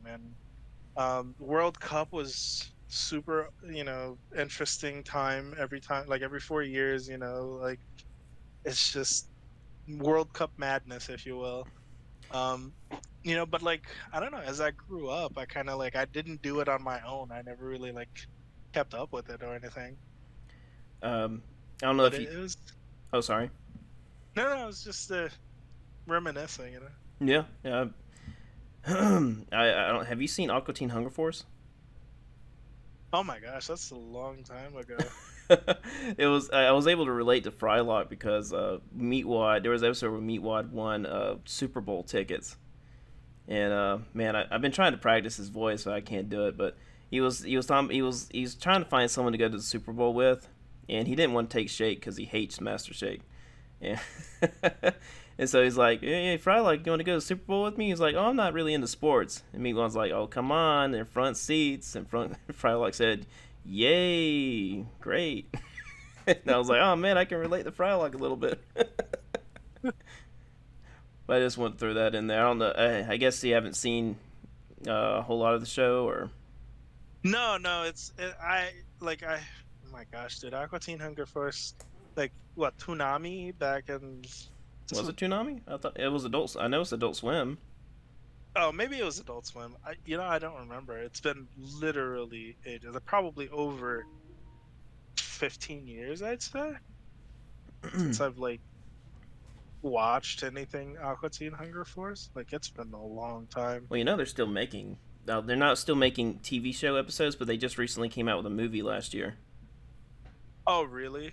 Oh Yeah, man, I was hoping my I was hoping my wife would get it for me for Christmas, but she thinks it's really stupid, so of course I didn't get it. oh yeah, I think it basically falls under that same category as like Rick and Morty, and Hmm. like yeah, it's the similar type of humor. It's like South Park. And She yeah. she'll catch me watching Your Pretty Faces Going to Hell, and she hates that show. And she'll catch me watching, and she's like, "Haven't you already watched that this year?" I'm like, "Yeah, but I love it." She's like, "I don't understand why you gotta like something that takes place in hell." I'm like, "It's funny. It's probably the closest thing to a cartoon that live action has accomplished." Oh wow, really? I don't know anything about that. So It's weird because the show it's so animated that it feels like a cartoon. Sometimes I forget it's live action because it's so wacky but so well done somehow. I mean, you can tell that some of the effects are cheap, obviously, but it's like, man, why does this work so well? it's interesting. Yeah. I kind of, I don't know if it's the same, but like similar. I remember Robot Chicken Mm-hmm. because like I don't know that claymation slash, you know, what do you call it? Not silly putty. Shoot, that was the word. Uh, Claymation. is it claymation or is it Well, is I mean they're using toys. I mean I mean you can tell in parts where they're using clay, like with for eyelash. Well, sorry, eyelids and vomit. Little when Maz it and comes stuff? to Okay, yeah, to yeah. specific details, they use clay. Okay, yeah, yeah. Yeah. Well, yeah. So that show, I don't know. I don't know, just random thought about that show for some reason. Oh man, we need to get back. We're like an hour and 30 minutes in. We need to get back to our list. I'm Let's sorry. no, let's speed through some of these. Honestly, I don't have too much to say about a lot of these. Mm-hmm. Like the first two were here. I'll kind of rapid fire through a few of these, and then I'll let you rapid fire through a few. Okay. Um, so another game I really want to play, Salt and Sacrifice, Hmm. because I played Salt and Sanctuary and it was a amazing 2D Metroidvania style game, and I was super excited to hear that they were making a second one. So Salt and Sacrifice, definitely interested in playing that. Okay. I really want to play Tunic. It's kind of like this top-down Zelda, like old Yes. style Zelda game. Yeah. So I kind of want to play that too. That looks super interesting, and I heard the puzzles in it are really cool too. So Yes. What? I'll throw in something real quick. Well, actually, never mind. I guess that's kind of spoilers. I won't say anything. I mean, I okay, haven't all played right. the game. It's just a review I've heard, and I didn't really care about this extra detail, but I just found it very fascinating. But I won't say anything. Oh, okay, all right, all right, good. But yeah, so there's two of those games. I really want to play a Plague Tale. Both of them actually, Hmm. like the Plague Tale Requiem and the first one, Plague Tale Innocence. Just because again, I have them, so I might as well play them. And because I heard it was just really good. They were really good games. I mean, Plague Tale Requiem was nominated for Game of the Year. Like it, you know, you got to be decent to be at least nominated for Game of the Year, you Mm-hmm. know? Yeah. So yeah, so I want to play those games because I feel like I think I would like them just because of the style, the play style, and just the story elements. It Takes Two. I really want to play that with my one friend that we always play the co-op games together, Mm-hmm. and like we've been wanting to play It Takes Two for a long time. So I really want to play that as well. Um, we'll say the Tomb Raider reboot trilogy. So Tomb Ooh. Raider, Shadows of the Tomb Raider, and then Rise of the Tomb Raider. Like I really want to play those three games just because I didn't get to play them when they came out, but I do own all three of them, and they're the closest games that I can think of to Uncharted, and I've been kind of wanting to play an Uncharted like game for a while. So um, definitely want to get Yeah. into those and play them. I'll throw in real I quick. feel If you want a good mix of Uncharted and The Last of Us, that's the game. That's okay. So you think Tomb Raider will definitely bridge that gap very well? I think so. Okay, that's good. That's good. I might play Tomb Raider before The Last of Us then, so I can kind of like ease into The Last of Us transition from like, you know, how much I like Uncharted to, the difference in gameplay style for The Last of Us. So I think Tomb Raider might be a good bridging game. Yeah, I love the Tomb Raider reboot series. And I haven't finished the third one, but the other two games are fantastic. All right. So perfect. Yeah, no, no. So I think those would be the games for me for now. I have three more, but I'll let you talk for Okay, a you few. listed three, right? Yeah. Or four. Was it Salt four? and Sacrifice. Yeah, Salt and Sacrifice, Tunic, It Takes Two, and Tomb Raider, all of them. Gotcha. Oh, and a Plague Tale, so 5. Never mind. Oh, okay. All right. So I'll go through five.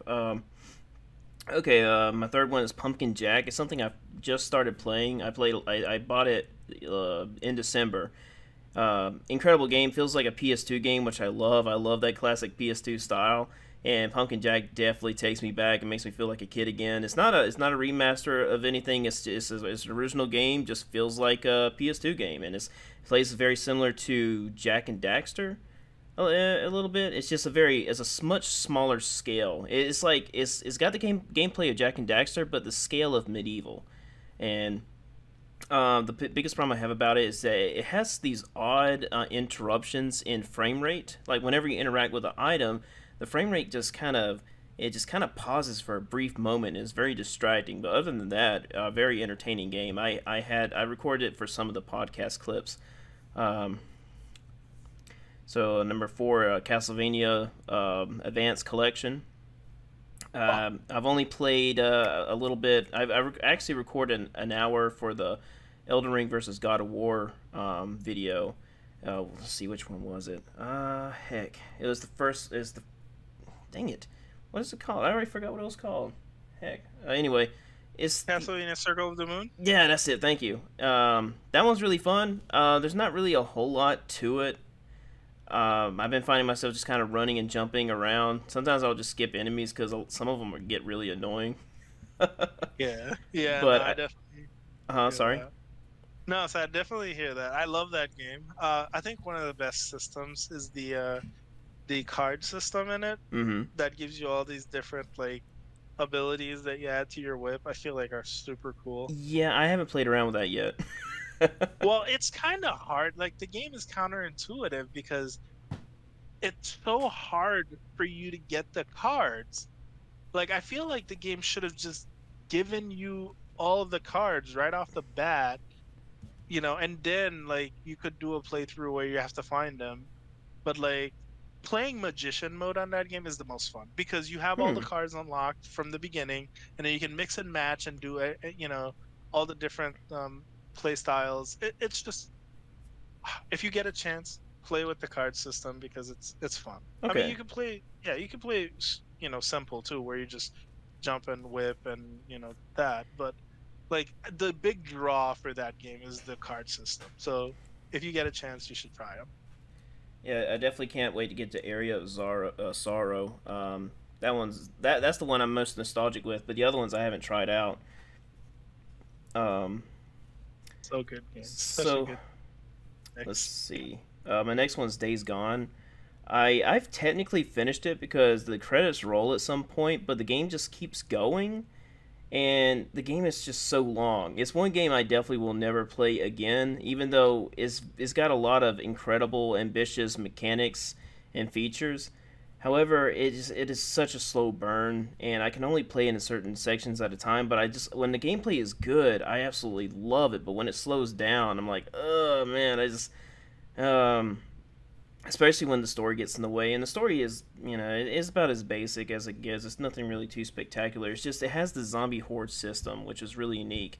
And I really wish the game was more focused on taking care of them instead of just kind of being a basic zombie game. Even though it is really fun to kill zombies, it's just kind of got a very basic setup. And they had this incredible horde system they're just not used. They didn't use soon enough in the game, and I think it's over bloated. And definitely, I hope Days Gone 2, if they ever do make it, that they definitely make it paced out a lot better, which seems to be a big problem with video games most recently.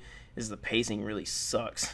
um, Oh yeah, I definitely hear that. I think a lot of times, developers don't get you into the good stuff fast enough. yeah.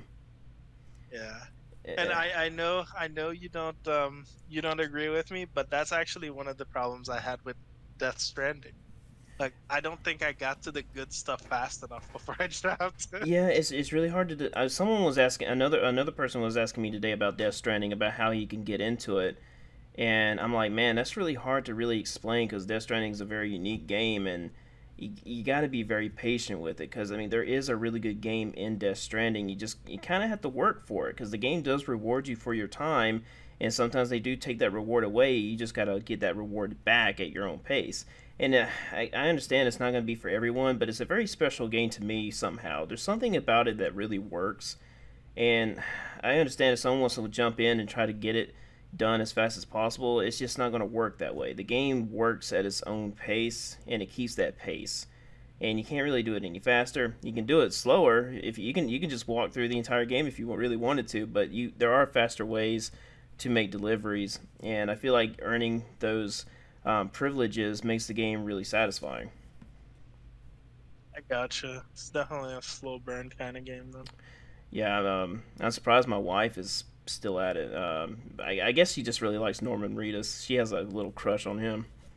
Ah, yeah. Yeah. You know, Huh? he carried that show for me, Walking Dead. Oh yeah, yeah. I stopped watching it though. After the Whisperers, I just dropped the show. I just wasn't really interested in anything else.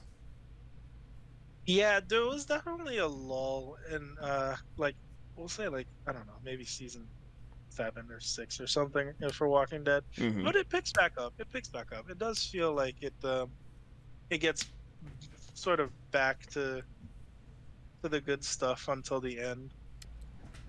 Yeah, I was watching a trailer for Pumpkin Jack. The art style seems pretty cute. Yeah, you get to unlock weapons throughout every level. You unlock a new weapon, and it actually has a different move set, which is really cool. I see what you mean about like it reminds you of a PS2 style game though. It's Hmm. like a game of that era for sure. It seems pretty cool. You know, it's weird, but like one of my favorite games like in the past was this Halloween game on the PS3, I think. Like you were a kid and it's Halloween and like you had to like Costume Party? find a bunch. What was it called? Is it Costume Party? Costume Party. Yeah, dude, that game was so good. I kind of missed that game. I don't think it. Oh, Costume Quest. Maybe it's Costume Quest. I don't remember, but it was definitely like you had a bunch of different costumes or whatever, but then like you're a kid and you're basically it's like an RPG, but like it's kind of like an adventure game too, where you're I don't know. It was just a great game and a great experience. I remember that game I back in tried. the PS3. I tried that game at a bad time. I was so frustrated with dialogue in video games, and so when I was like, I'll try out Costume Quest, and first thing that started was the dialogue, and I was like, nah, so I stopped playing it. And Yeah, I'm very particular when it comes to dialogue. Actually, Pumpkin Jack has a very addicting dialogue skip, because when I tap X to skip, it actually vibrates a little bit. I'm like, oh, they made dialogue skipping very addicting. it's like, aha. I wish I Well, got since experience points for doing that. you skipped the dialogue, 100 XP. I'll I guess a lot of people could consider my opinions on stories and video games invalid, because if I don't like the story, I'll start skipping cutscenes, because I did that for Red Dead 2 and The Witcher 3. Oh, I got you. So I guess you don't have like the full picture, technically. Yeah, so I understand if someone's like, "Oh, well, you didn't watch all the cutscenes, so you don't have a good opinion on it." I'm like, "Yeah, you're right," because I didn't like the story enough to continue watching it. Hey, you know what? And that's valid criticism at the end of the day, If it wasn't engaging enough that you wanted to actually pay attention, then, it's not your fault. It's more so, the game's fault for not being gripping to you. And it's fine. Like, somebody else might, enjoy it, and that's okay.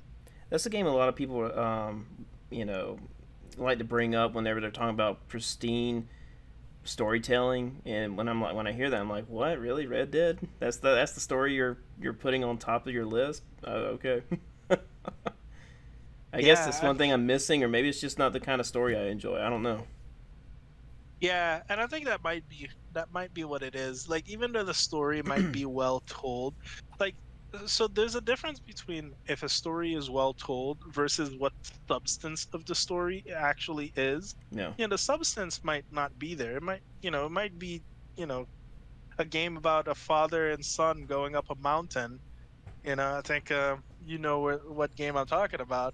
But it's the way that the story was told that gripped people and made people enjoy it. So like perhaps Red Dead is the opposite of that story that we just mentioned about a father and son going up a mountain, Hmm. in the sense that the actual story itself was probably a lot more, like a lot more interesting, but the way that they told the story was not as good. Yeah, I mean, and there are moments I enjoy in the Red Dead, game. Like, I mean, there's some cutscenes I really do enjoy watching. I just it just wasn't really in a story that I preferred. I mean, that happens a lot. What was it, one game like Ragnarok? Ragnarok had a lot of good moments. I was trying my best not to mention Ragnarok in this podcast, but just for an example, Ragnarok has a lot of incredible cutscenes. Some that I'm still looking up on YouTube to watch because they are fantastic. But I just don't feel like it was really working for me in a story perspective. And I think that's why I didn't win Game of the Year. Well, I think didn't it win narrative or something like that. I don't know. I try not to watch these reward shows because I try not to pay attention to them because I don't want my opinion to be validated that way. If you know what I mean. Oh, I know what you mean for sure. For me, when I looked at the awards show for God of War or whatever, like it sounded like at the very least from what a lot of either reviews or everybody that I've talked to about God of War have basically come to the same conclusion. It's a great game. Hmm. It's basically God of War 2018 but slightly better. Yeah. But if you played God of War 2018, you could probably wait on this one. Yeah, and I watched scenes from the 2018 game, and I think I really enjoyed the dialogue in that one a lot more because it feels a lot more contained and not as overfilling, I guess. Because I think Ragnarok gets a little too preachy with the message that it's trying to deliver, and 2018 was just more. I feel like it was more contained in its story delivery. Felt more authentic, you would say. Right. It's like Logan. I love the movie Logan because it's a self-contained movie, and I feel that's what God of War 2018 was. But imagine if Logan they made a Logan 2, and it felt more like an extension from the very ending. I mean, we all know what happens at the end of Logan, I know, but it's just an example. It's just, and I just feel like if Logan 2 just didn't do anything different, it was just more of a continuation of the first movie. I just don't think, I don't know, it would be as It's like a special. movie. Right. I think I understand what you mean. Yeah. All right, man. We need to get back to this list. Yeah, yeah. All right, I think you had a few more Yeah. that you were going to. All right. So next one is Psychonauts. This is actually a PS2 game.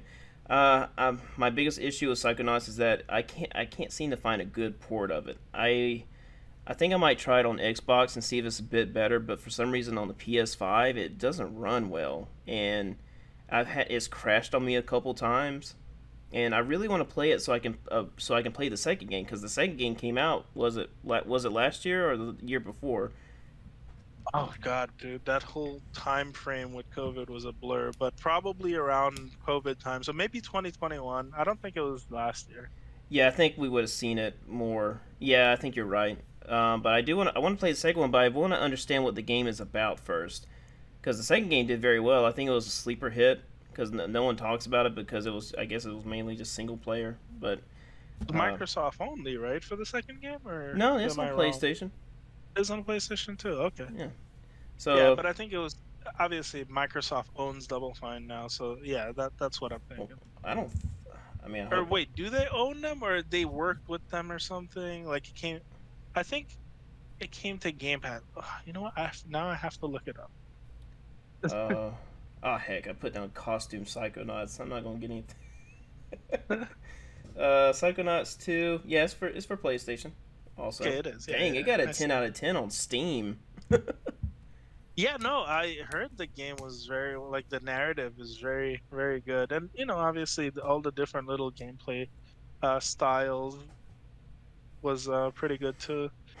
That's one game that I never got to play actually, Psychonauts.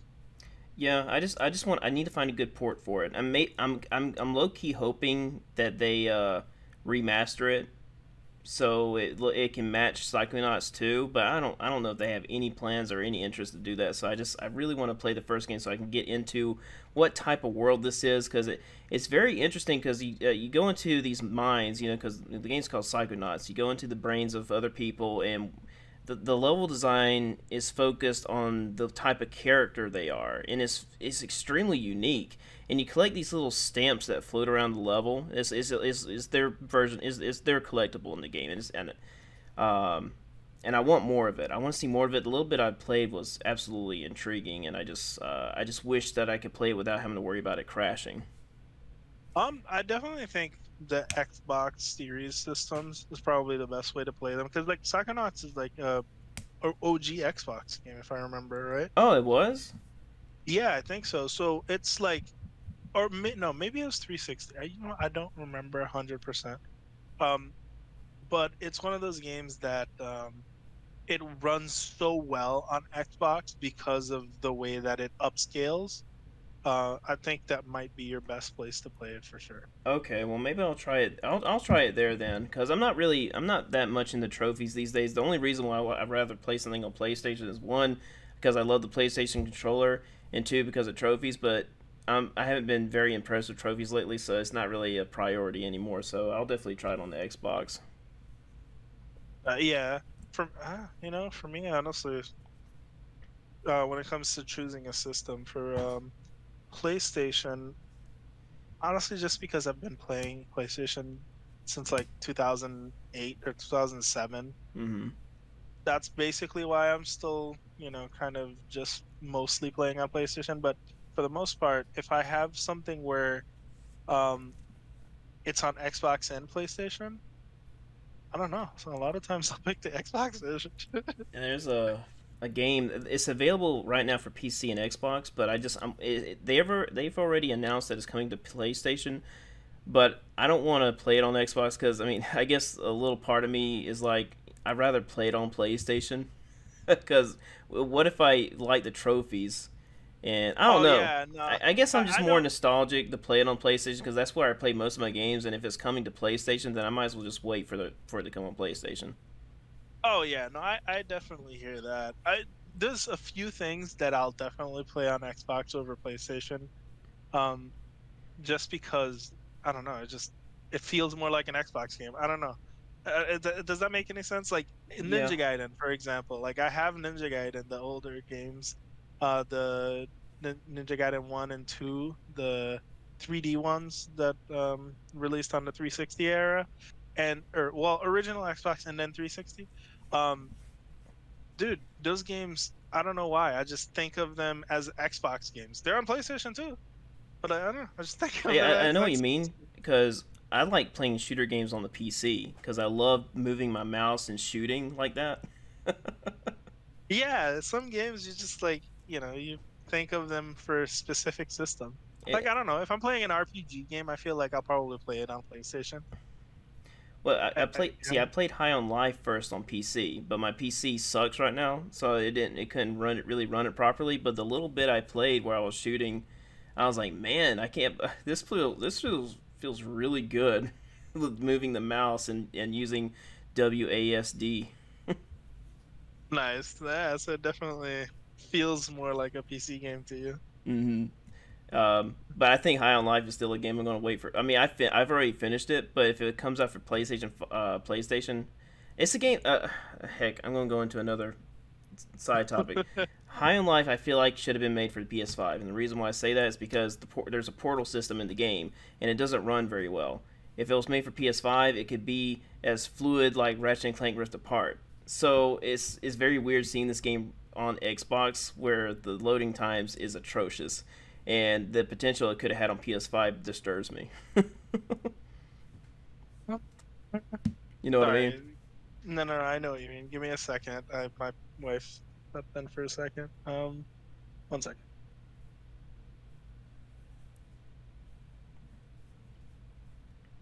Okay, sorry about that. Oh, you're fine.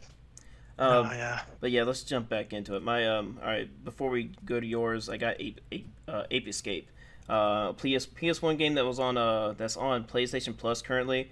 I think it helped spark me into playing Frogun because the little bit I played of Ape Escape was very addicting, and kind of just getting back into that PlayStation One style felt really nice, and it just it made me miss the PlayStation One games, and make I almost want to go back and just buy a bunch of PlayStation One games just so I could experience that style and design again. And Ape Escape is just something I really wish I had when I was a kid because I think I really would have loved it, and I definitely want to go back sometime and finish it. Yeah, there was this interesting golden age of games, like for PlayStation and Nintendo 64 or whatever. Like, um, there was like this really, or the early PSP days, I would say. Like, that was like an interesting era in gaming in terms of like the different kinds of games that would come out. Like I'm thinking like is Ape Escape, the Jack and Daxter, Sly Cooper, those games. I feel like that was kind of like a golden age, of different, you know, adventure games. Mm-hmm. Yeah, Medieval. I need to play the remaster for that. Yeah, the remaster for that definitely looks cool. I never could comprehend that game when I was a kid for some reason, and I played it as an adult, and I was like, man, was I really stupid when I was a kid or something? The answer is yes. All kids are stupid. Yeah, I know that. I said that one time to someone on Facebook, and people are like, why do kids fall all the time? And I just bluntly said, I'm like, because kids are stupid. And then one person, they got really offended by it. They're like, oh, that's not really nice. And then another person chimed in saying, well, he's right, but he's very rude about it. Ah man, just telling you like it is. Yeah. Um, all right, man. What are your final three? All right, all right. I think it's yeah, it is final three actually.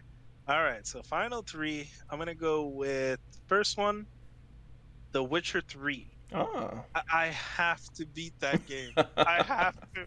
Every time, dude, I restarted that game like 4 times. I Really? have never beaten it because like every time I play it, I'm getting in the groove, I'm enjoying the game, I'm loving it, I'm doing the quests and stuff, and then I put it down for a little bit to play something else because it's definitely not one of those games where you're gonna try to rush through it. It is one of those slow burn games, but it doesn't take long for you to get invested. It's a long game. It's a big game. Mm.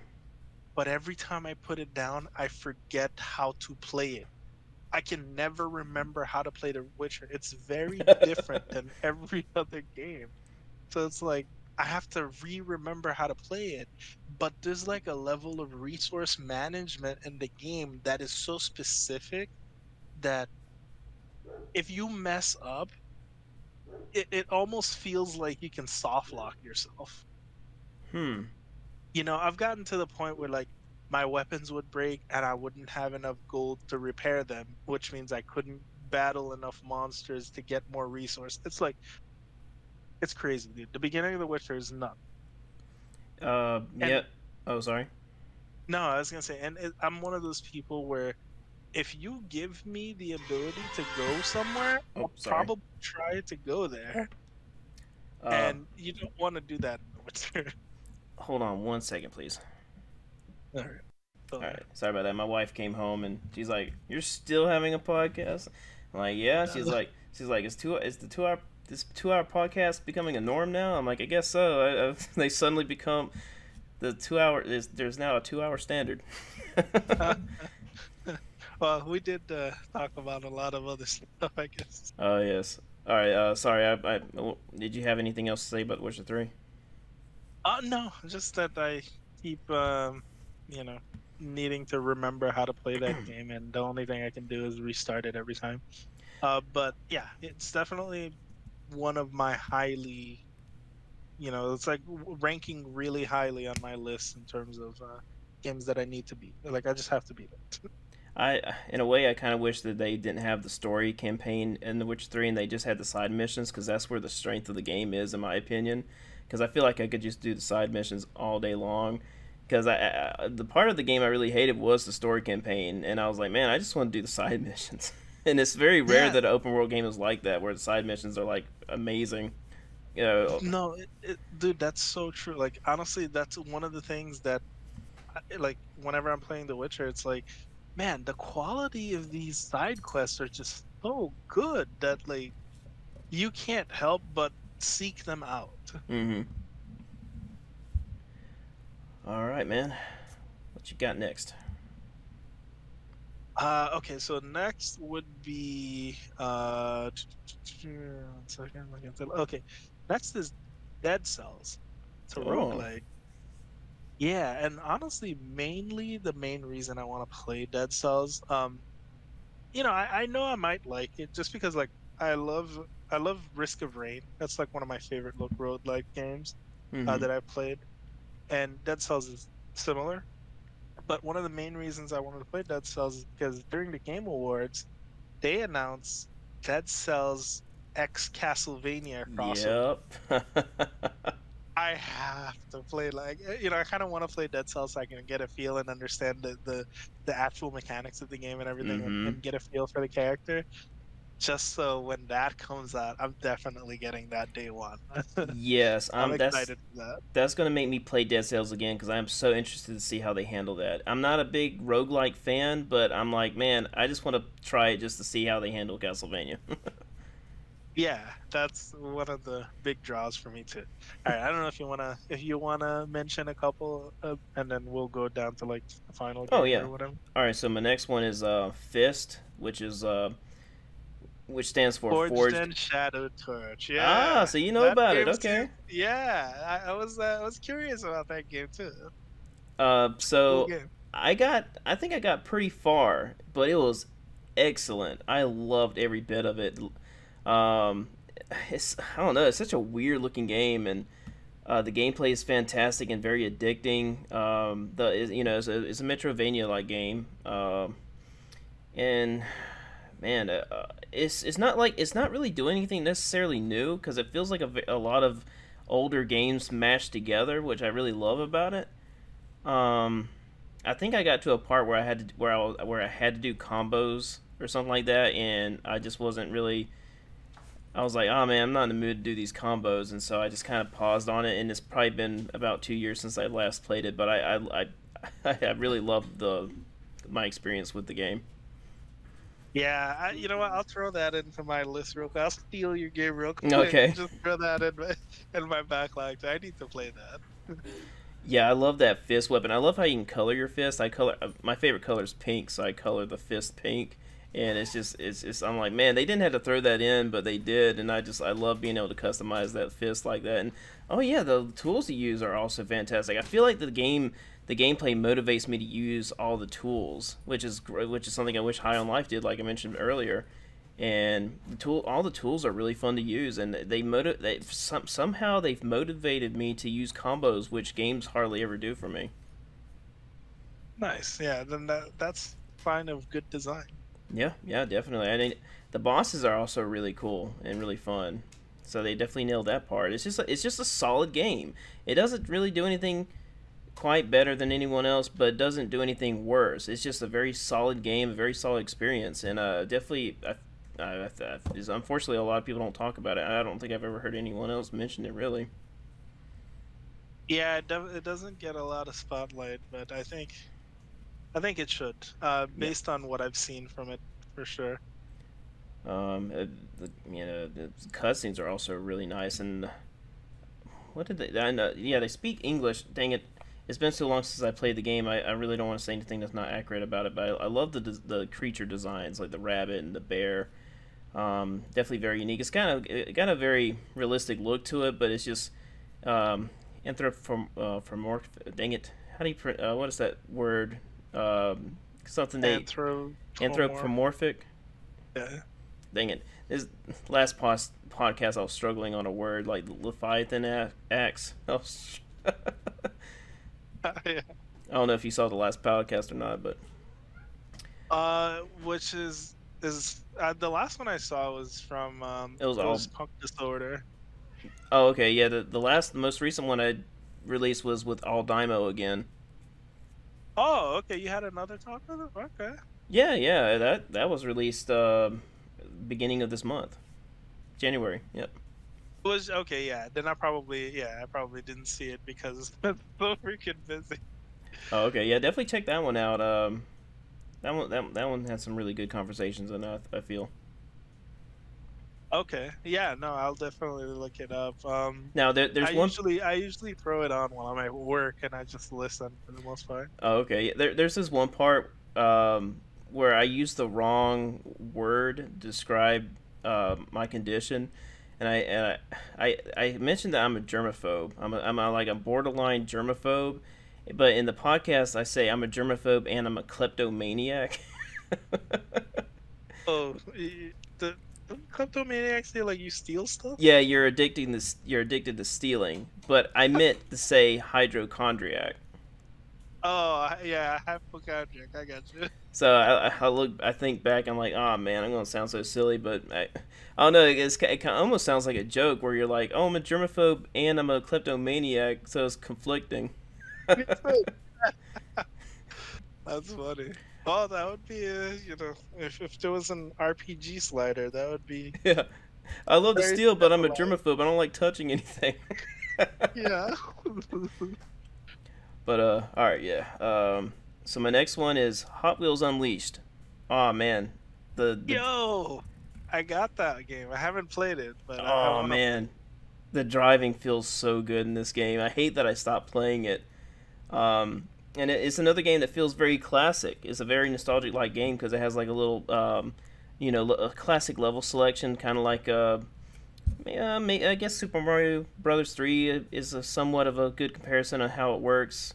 It's a lot more basic compared to Super Mario Bros. 3. It's just you just move your icon or whatever highlighter over to the next level, and it's got different challenges and stuff. And learning how to drift, having that click moment with drifting is really fun. And they throw little challenges on the tracks, like they add poison and stuff. I think it slows down your vehicle, but really fun game. I really don't have an excuse why I haven't played it again. I just think I just started playing other games and I just never got back to it. But excellent game. It looks beautiful.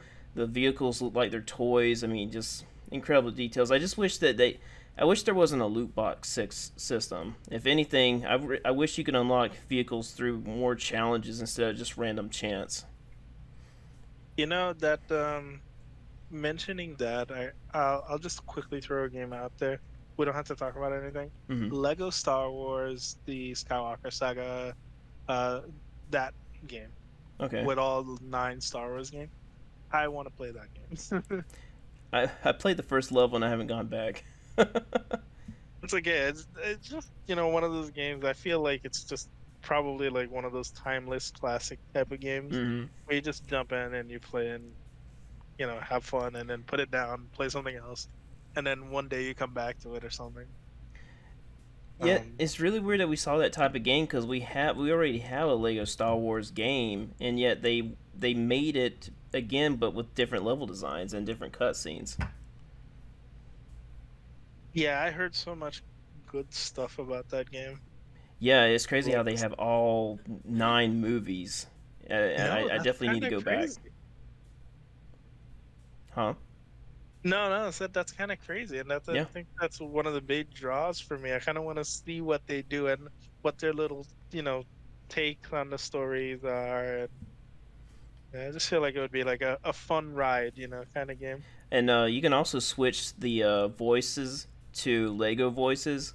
And I think I'm going to do that because I just don't really want to hear Legos talk. I feel like Legos shouldn't be talking. They should just be going like, oh, like The Sims. I So, gotcha. and uh, Tunic inspired me to want to change languages in other video games so I can figure out what to do just by subtle hints. Like maybe switching something like Grand Theft Auto 5 into Japanese so I could just figure out what exactly they're referring to, and I think maybe I could have a better time with it. Oh, you know what? That's a topic I feel like we should get into at some point. You know, Hmm. not this podcast, but Yeah. at some point I do feel like we should talk about gaming games that do a good job at teaching you how to play despite a language barrier. Yeah. Yeah, I feel like that's a good topic to talk about. I have a few games that I can think of that fit that category. Gotcha. All right. Let's hear your last listing. All right. Number one game on my list that I don't know why I haven't played it. Returnal for the Oh, PS5. okay. The main reason this is number one for me, and probably the next game that I'm going to be playing, is because I love everything that Housemarque has ever done in terms of like their games. Mm. I way back in the day when they used to make like the Super Stardust games, the Resogun, the that one game for Xbox, I forgot the name, but like all of those games have the same like perfect arcade feel and arcade style, and just the gameplay is tight and fun. And I've always loved every game that Housemarque makes, and I feel like Returnal is just like this final culmination on everything they've learned over the years into like one crazy looking package. And I don't know, I'm down for it. I think I'm gonna have a good time with that game. What other games have they made? So they've made like back in the PS3 PSP era, they made all of these Super Stardust games. Mm-hmm. Like those games, I love those games. Like you dropped on a planet and asteroids are coming from all over the place, and you have to use different guns to destroy the different types of asteroids, and you can level up, and like your weapons get stronger, and like you get new weapons that you can switch to. And it's like it's just such a addicting gameplay loop, and Okay. it's just they've evolved that formula over the years. Their first PS4 game was called Resogun. I don't know if you played that. No. But it's like I think it came with the PS4 or something. I don't remember, but it's one of those games. It's so it feels like timeless. It's like a puzzle meets a bullet hell shooter game, but at the same time, like it's a good game. If you get a chance, you should look it up. Resogun, very good game. As the Super Stardust games, like very good. They're like puzzle slash arcade style games. In the same vein as like Geometry Wars or something like that, but with their own spin and their own twist. Was Like it kind of looks like Galaga. yeah, but like the way that they have it, where for Resogun, for example, the way that they have it, so you can kind of see the loop. You can see all the way around, and then like you have to make a decision on, okay, well, do I boost over and go to the next section and then use my power ups, and this like it's a different type of game. That's all I can say. Like Interesting. I Okay. don't know how to explain it. It's just once you start playing it, it's very easy to pick up, and you just it's very addicting.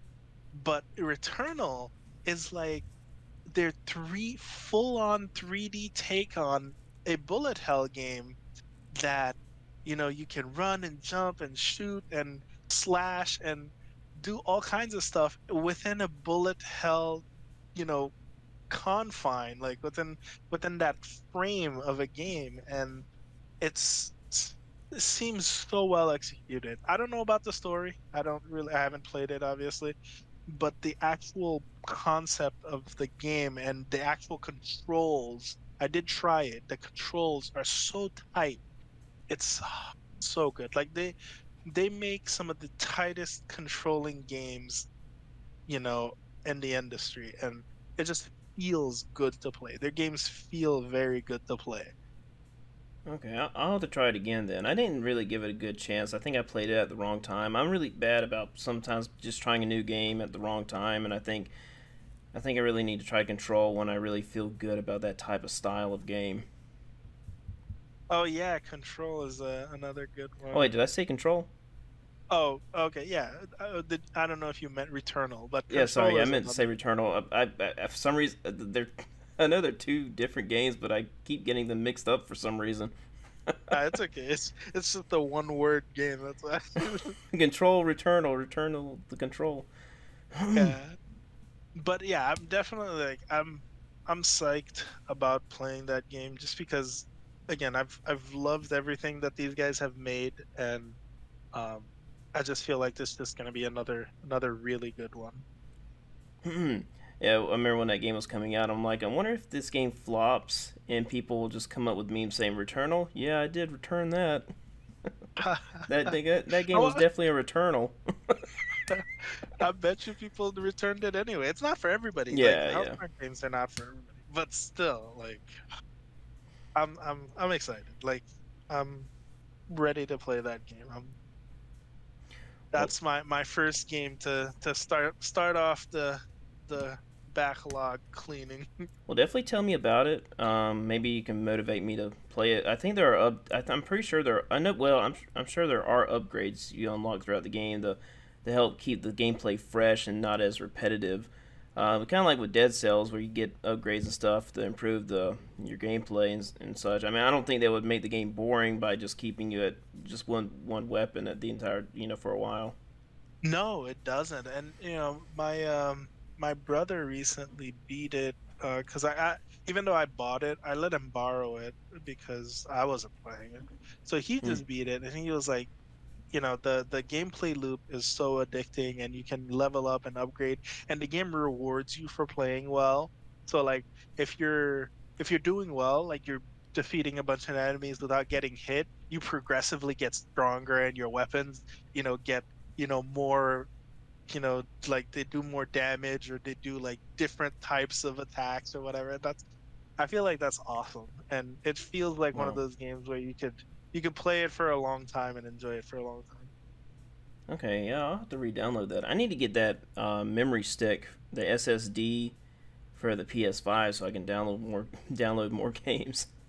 Oh yeah, that system memory is so low. You fill that up really quick.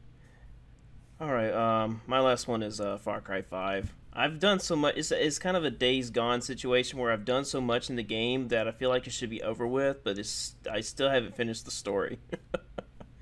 Oh, do you feel like it's bloated, or do you feel like it's Yeah, just it is bloated, but I love the Far Cry series. The Far Cry series is a guilty pleasure for me.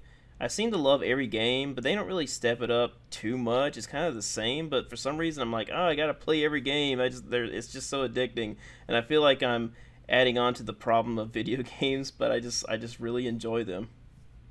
I know what you mean.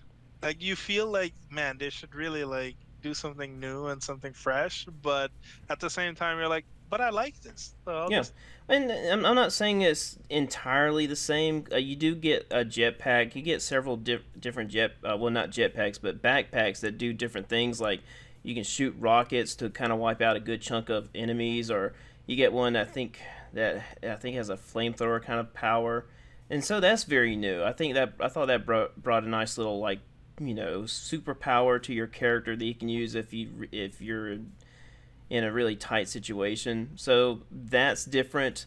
They took away a lot of stuff from New Dawn that I really like. New Dawn is my favorite Far Cry game because I feel like they had the most unique ambitions in changing up the gameplay, but the game got panned so much that I feel like a lot of features got removed because people didn't like it, unfortunately, because it had a very unique enemy upgrade system.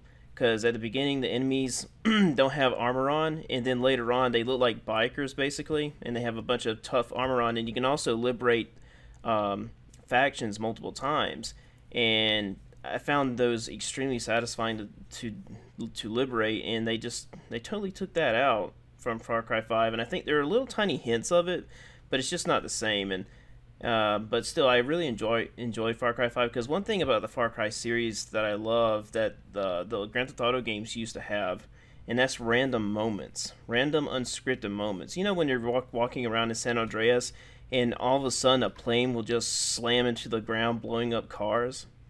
Oh, I never had that happen, but I've had like random shootouts and stuff.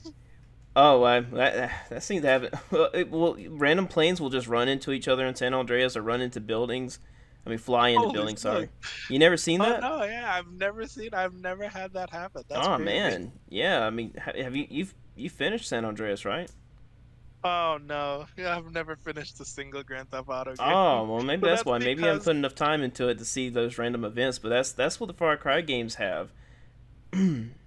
it's one of those games like Grand Theft Auto. It's just one of those games. Like even though I never beat it, I still have a good time. Mm-hmm. Like I still, like, I go and I play through and I do a bunch of stuff. But I think my problem is when it comes to like such open-ended types of games.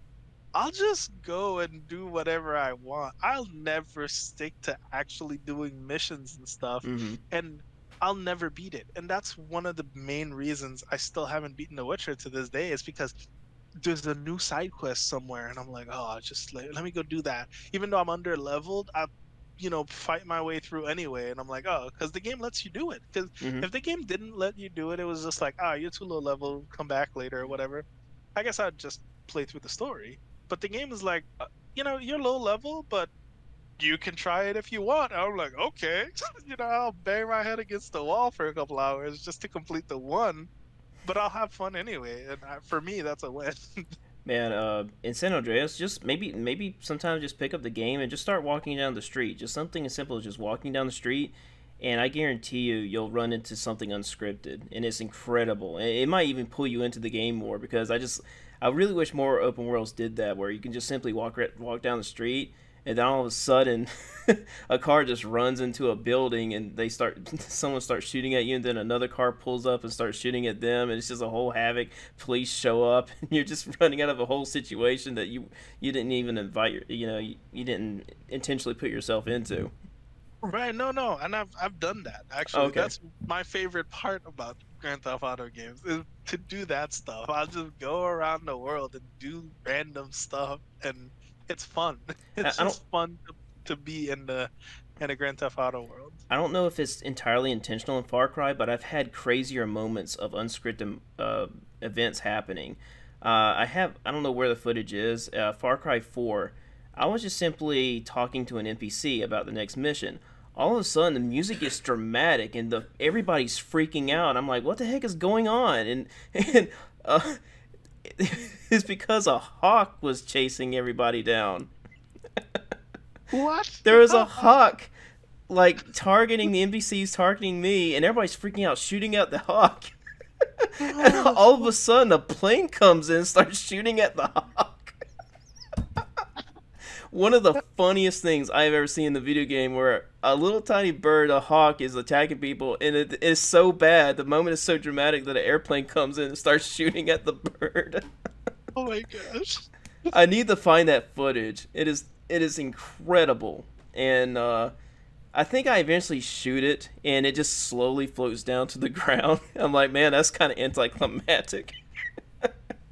I think that hawk killed everybody. Oh my gosh. That's so funny. Oh man, if I ever find it, I'm sending it to you, or at least putting it on YouTube in a short. Um, and so that happened in Far Cry 4. Far Cry 5, I just got finished liberating a stopping point where the enemies would just stop people and like kill them or something like that. And so everything's peaceful, and then all of a sudden, one of the bad guys' vehicles runs over a horse from one of the good guys, and a whole war just breaks out because this random event of having a horse being ran over. Dude, that sounds like Skyrim levels of ridiculous non-scripted stuff. Well, I hate to go ahead and wrap it up. It's been 2 hours 30 minutes. I think I think that's good enough. Jeez. But I mean, man, I would love to keep going, but I gotta attend to adult stuff. No, man, it was good talks. Yeah. And I'll stop the recording, but if we'll just talk a little bit after, just a little post podcast thoughts. But is there anything you want to say before we wrap up? No, not really. Thanks for having me on. Oh yes, Had a huh? good time. Maybe we can have you on once a month or something. I'm sure I have stuff to talk about. Oh yeah, you might have something to talk about. All right, I'm gonna go Yeah. ahead and stop recording. Thank you everybody for watching, and we'll see you next time. All right, bye guys.